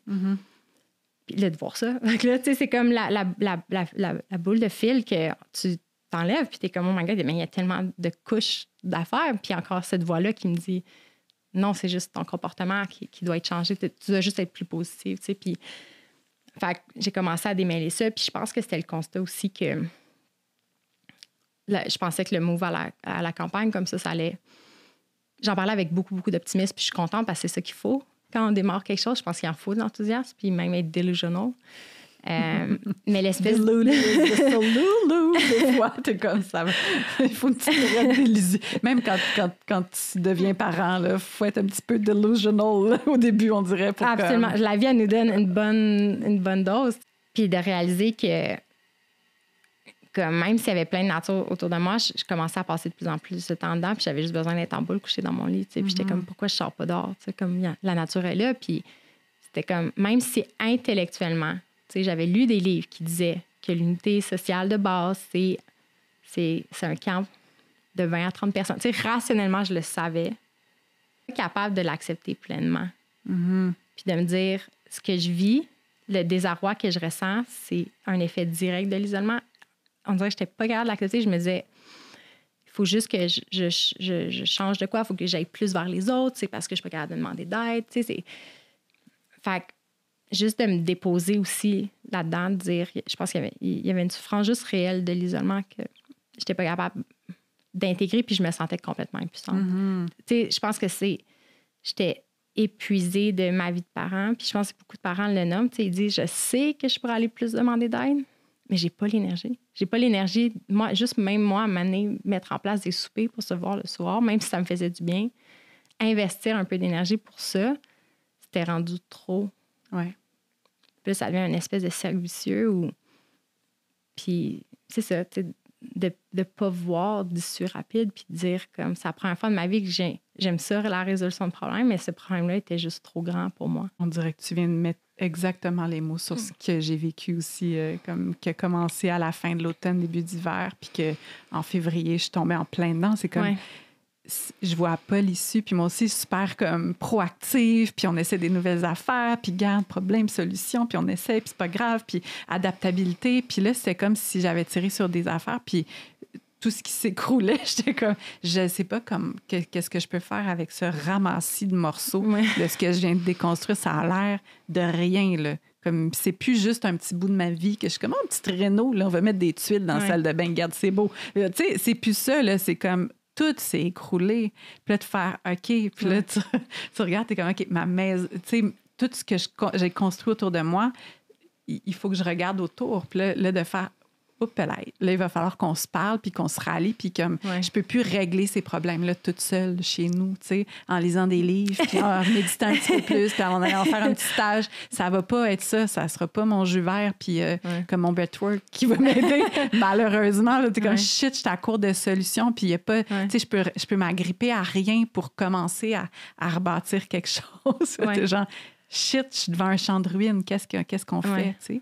Puis je pense que, en tout cas, je sais pas pour toi, mais probablement, tu nommes plein d'affaires, en tout cas, je pourrais faire comme moi aussi, tout le long que tu parlais dans les dernières minutes, je suis comme, moi aussi, exactement ça, moi aussi. Mais je pense qu'on utilise peut-être le fait de communiquer ce qui se passe pour nous dans cette espèce d'espoir-là, d'aller rallier, comme tu dis, d'autres gens, puis qu'on puisse mettre en branle un changement, parce que c'est ça. bien qu'à un moment donné, on se tape la tête sur un plafond. On est comme, je pense que j'ai fait le maximum que je pouvais faire toute seule. Oui, exactement. C'est comme, on dirait qu'on résiste, tu sais, parce qu'on veut justement se replier sur des solutions, même le biohacking, là, un petit problème, une solution évidente, tu sais. Ouais. Puis c'est plus vaste que ça, tu sais. Puis ce que tu œuvres dans le monde de l'art de la créativité depuis tellement longtemps. Puis moi, ce qui me fait du bien aussi, c'est d'appliquer comme l'expérience artistique sur l'expérience entrepreneuriale ou même de comment concevoir un nouveau mode de vie. C'est que la création, ça implique une phase de destruction ou de remise en question de ce qui est. Tu as besoin, c'est comme des pièces Lego, tu as besoin de défaire les pièces pour avoir de la ressource pour reconfigurer autre chose. Mais la phase, justement, où c'est plus rien, ça peut être autant enivrant parce que là, tu es dans le monde des possibles, comme ça peut être terrifiant si, en fait, il n'y en a pas de mode d'emploi. Je pense que c'est ça un peu l'aspect humain en ce moment. C'est qu'on a certains morceaux, puis on ne sait pas comment les lier parce qu'on ne sait pas exactement à quoi ça devrait ressembler. On dirait que récemment, j'ai compris que, encore une fois, on aime ça écouter des films, puis on sait qu'il y a un début, puis un milieu, puis une fin, puis qu'à la fin d'une heure et demie, il va y avoir une résolution. Puis c'est dur d'accepter. C'est comme en ce moment qu'on est dans notre histoire, puis c'est une histoire qui est collective. Puis en ce moment, on n'a pas les réponses. Juste d'accepter ça, de dire « Ah, OK, on est à la phase où on a tout remis en question jusqu'à remettre en question l'individualisme. Puis là, on n'a plus de repères, puis on réalise que la société a aussi rejeté la religion, fait qu'on n'a même pas de repères spirituels. Qu'est-ce qu'on fait à partir de maintenant? Puis je pense que le clan, tu demandais pour le clan, son existence, c'est de dire comme en ce moment, ce qu'on vit puis ce qu'on essaye, c'est ça qui va mener à des réponses. Il faut juste le faire. Comme on va passer à l'action, puis c'est pas facile, justement parce qu'il n'y a pas de mode d'emploi. Tu sais, on est une génération qui doit répondre à la question comment je suis supposée vivre comme avec un corps de chasseur-cueilleur puis un esprit de chasseur-cueilleur dans le monde actuel. C'est comme ça la quête qui nous relie, en fait. C'est nous qui va trouver les réponses. Puis si on le fait pas, il n'y a rien qui change pour nos enfants. Fait que je pense qu'on est tous motivés à le faire. Tu sais. Essayer des nouvelles façons, en tout cas, d'autres chemins. Puis c'est ça, c'est comme on a défait les petits blocs Lego, mais on n'a pas le modèle du prochain. Là, on est comme OK, parfait, à partir de même. Comme on ne sait pas comment on va le faire, le dinosaure, puis on ne sait même pas ça va être quoi. Comme, est-ce qu'on commence à mettre des blocs, puis on est comme, coudonc, ça marche, OK. Puis peut-être qu'à force de ça, je sais pas, une couple de construction de Lego arbitraire à gauche, à droite, ça va finir par s'organiser ensemble, puis on va trouver comment est-ce que ça va s'emboîter, mais ouais, c'est gros ce qui est devant nous. Puis là, c'est comme, OK. En tant que ça devient excitant, là. Ouais. Ben, juste de OK, on est là. Ouais. Dans l'aventure. On est là. Oui. Avec ma fille, elle va avoir 7 ans, tu sais, puis elle commence à vouloir s'intéresser à l'histoire là, de façon plus large. Ben, il y a eu les dinosaures puis les princesses, là, mais comme outre ça, de vraiment comprendre. Puis en ce moment, on écoute un podcast sur des personnages historiques, puis c'est souvent des personnages qui ont fait en sorte que l'histoire a changé, puis je me rends compte que moi, ça m'intéresse vraiment beaucoup. Je suis comme, coudonc, c'est quoi cet intérêt-là qu'on a partagé en ce moment? C'est que je pense que je cherche des réponses dans des patterns qui se sont passés à diverses périodes de l'histoire en ce moment.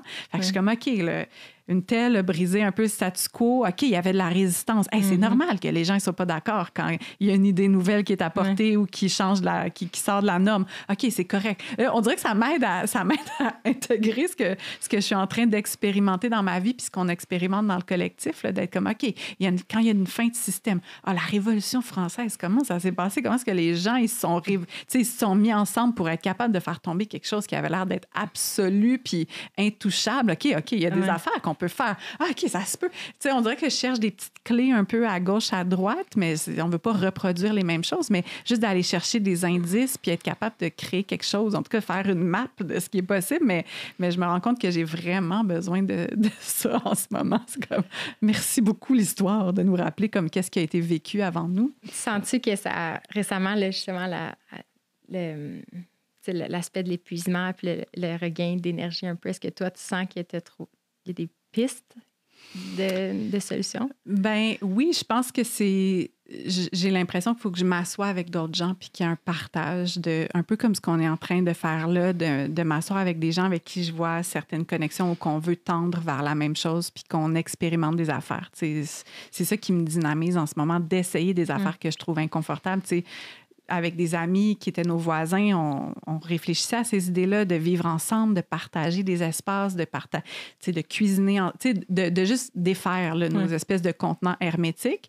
Puis on se rendait compte que c'était super dur, puis demander de l'aide, super dur. Puis là, la semaine passée, j'avais une grosse semaine de travail, puis je suis allée juste passer 4 heures avec leur bébé pour qu'ils puissent aller au spa, mettons. Mais tu sais, dans ma tête, ça, c'est rien, là. C'est absolument rien, mais juste de faire, OK, moi, je vais être un peu inconfortable dans mes habitudes. Genre, moi, je travaille toute la semaine, mais là, je vais aller passer 4 heures avec un bébé. Je vais être dans leur intimité. Je suis pas une gardienne avertie, là, mais comme je sais prendre soin d'un bébé, je vais être juste la paire de bras dont moi, j'aurais eu besoin. Puis, tu sais, juste d'essayer des affaires. On dirait qu'en ce moment, c'est ça, essayer des affaires, ça me fait vraiment du bien. Puis, de partage. Je trouve que de raisonner avec plein de partages, puis de voir qu'on est... Tu sais, je pense que là, les voix commencent à sortir puis à s'exprimer davantage. Puis c'est peut-être ma chambre d'écho là, qui me crée ça, mais j'ai l'impression qu'autour de moi, il y a quelque chose qui se passe, puis ça me fait vraiment du bien. Fait qu'on dirait que je suis comme contente qu'il y ait une forme de révolte en ce moment. Comme, tu sais, quand je chante de la colère ou de la révolte, je suis comme, enfin, les gens s'en rendent compte qu'il faut qu'on fasse de quoi. Fait que, je sais pas, je suis nourrie un petit peu plus d'espoir. Puis le printemps et tout ça, mais j'ai l'impression que j'en émerge encore, mais en même temps, c'est super dur, je trouve, d'arrimer nos vies individuelles là-dedans parce qu'il y a quand même, genre, il faut payer les loyers, les hypothèques, faut qu'on... Tu sais, il y a encore des choses où on doit vivre avec ces contraintes-là aussi, puis essayer... Fait qu'il y a ça aussi, je suis comme, shit, faut quand même que... Je peux pas juste penser au monde de demain, là, puis m'asseoir, puis m'organiser des affaires. Il faut que j'aille faire des reels avec des partenariats pour générer du revenu, pour être capable de payer... Tu sais, il y a ça aussi, fait qu'il y a cette tension-là de comme, il faut quand même aussi continuer à nourrir ce système-là parce qu'on existe dans ce système-là, puis c'est ça. Fait que c'est tout ça, un peu ces tensions-là en ce moment, mais... Ouais. Je chantais aussi, tu sais, comme on essaie, tu sais, la grandeur, tu sais, notre vision tu sais, d'une humanité comme plus, pas affirmée, mais comme reconnue puis vécue avec l'espèce de banalité du quotidien. On a des rêves de grandeur, puis là, on est là à faire notre vaisselle tout seul, puis on est comme, tu sais. Puis, ouais, c'est, tu sais, je pense que ça revient, c'est là que, c'est comme d'analyser le design social en ce moment, de le comprendre, puis après de revenir, c'est comme tout le temps aussi le back and forth, de revenir à soi, puis de dire, OK, dans mon contexte actuel, c'est quoi mes ressources, c'est quoi mes besoins. Tu sais, quelqu'un, ça peut être aussi simple que tu as une pièce de plus dans ta maison, puis tu peux avoir un coloc, ben trouve quelqu'un qui fit, tu sais, puis choisis bien cette personne-là, puis mais si c'est vraiment pas ton genre, puis ça t'intimide trop, ben tu sais, trouve une autre façon, ou tu sais, considère déménager. Tu sais, on peut soit adapter notre milieu de vie ou on peut essayer d'en trouver un autre, tu sais, mais on n'a même pas besoin d'être un porteur de projet aussi. Tu sais. Moi, il y a quelque chose qui m'appelait là-dedans, ce sentiment-là de ça n'existe pas, on va essayer de le créer. Mais je comprends que quelqu'un me dise j'ai pas l'espace, je peux pas porter ça, mais il faut pas juste des leaders dans la vie, il faut un groupe, tu sais, puis faire partie d'un groupe puis participer. Juste être présent, ça a aussi de la valeur. Tu sais. Fait qu'il y a comme pas de. Il y a réellement pas de bonne façon de faire, mais en ce moment, c'est juste de où chacun on est, qu'est-ce qu'on peut faire. Puis je suis convaincue que... Moi, j'en entends des belles histoires de ça au cœur de la ville ou en banlieue ou en campagne. Il n'y a pas de lieu que c'est un succès magique. Oui, ça, c'est important de le déconstruire. Là. C'est pas le déménagement à la campagne ou dans un village qui fait en sorte que tu trouves ta communauté puis ton clan. Puis que... Ça peut aider, mais ça se peut qu'il y ait d'autres choses qui émergent. Puis pour les gens qui veulent vous rejoindre, là, le clan Vivace, on peut vous rejoindre sur le site web. C'est vivace.maison. .maison. Mais là où c'est très actif, là, on est présent, c'est Instagram. Vincent est notre maître des médias sociaux. Lui, il s'amuse beaucoup. Il apprend beaucoup en faisant les choses, fait qu'il il crée beaucoup. Puis c'est un bon point de contact là, si vous voulez découvrir notre univers. Mais on a le podcast aussi, puis une infolettre chaque semaine, que c'est plus mon journal intime de mix de petits univers, que si vous aimez connecter, il y a des gens, je sais, dans notre audience qui n'ont même pas de téléphone. Fait Instagram, c'est pas nécessairement une option, mais selon la façon que vous aimez communiquer, comme je pense qu'on a des petits hubs d'énergie un peu différents. Puis il y a des ressources aussi gratuites sur votre site. Oui. Ouais, à propos de certains sujets, genre l'hygiène naturelle. Ouais. si ça pique votre curiosité, c'est intéressant aussi. Ou comme le mode de vie nu-pied, les chaussures minimalistes. Il y a plein de ressources. Oui. Ouais, après des années à explorer, des fois, on ressentait qu'on avait assez de matériel pour dire, je pense que ça, on peut le synthétiser d'une façon, puis simplifier, puis rendre ça plus dense. Fait qu'on commence à faire des ateliers gratuits c'est ça, une pratique à la fois ou un thème à la fois. Fait que ça va continuer de s'ajouter. Fait que les gens peuvent les voir déjà gratuitement sur le site puis partir de là. Puis vous sortez aussi du virtuel. Là. Vous faites des ralliements vivaces. Il y en a un qui s'en vient. Ou en tout cas, je ne sais pas quand est-ce que cet épisode sera diffusé. Peut-être qu'il va être déjà derrière nous, mais il y a un ralliement aussi qui s'organise. Il y en a eu un l'année dernière. Fait qu'il y a aussi moyen de connecter dans la vie, là, puis de vivre des expériences. Mais en tout cas, moi, je suis contente qu'on ait connecté face à face, qu'on soit physiquement dans le même espace, puis qu'il y ait ce partage-là, puis qu'on envoie le sonore là, à travers le podcast. Puis il y a probablement d'autres gens qui vont résonner avec Vivace. Puis en tout cas, juste te dire qu'il y a une petite main si tu as envie que nos mains se rejoignent. Puis je trouve ça vraiment le fun de voir aussi que c'est ça, on est plusieurs à travailler dans le même sens puis à vouloir défricher le même genre de chemin, même si on ne sait pas où c'est qu'on s'en va. Mais on sait pense qu'on va dans la bonne direction, mais regarde, ça nous dira ça va être où. Merci de m'accueillir.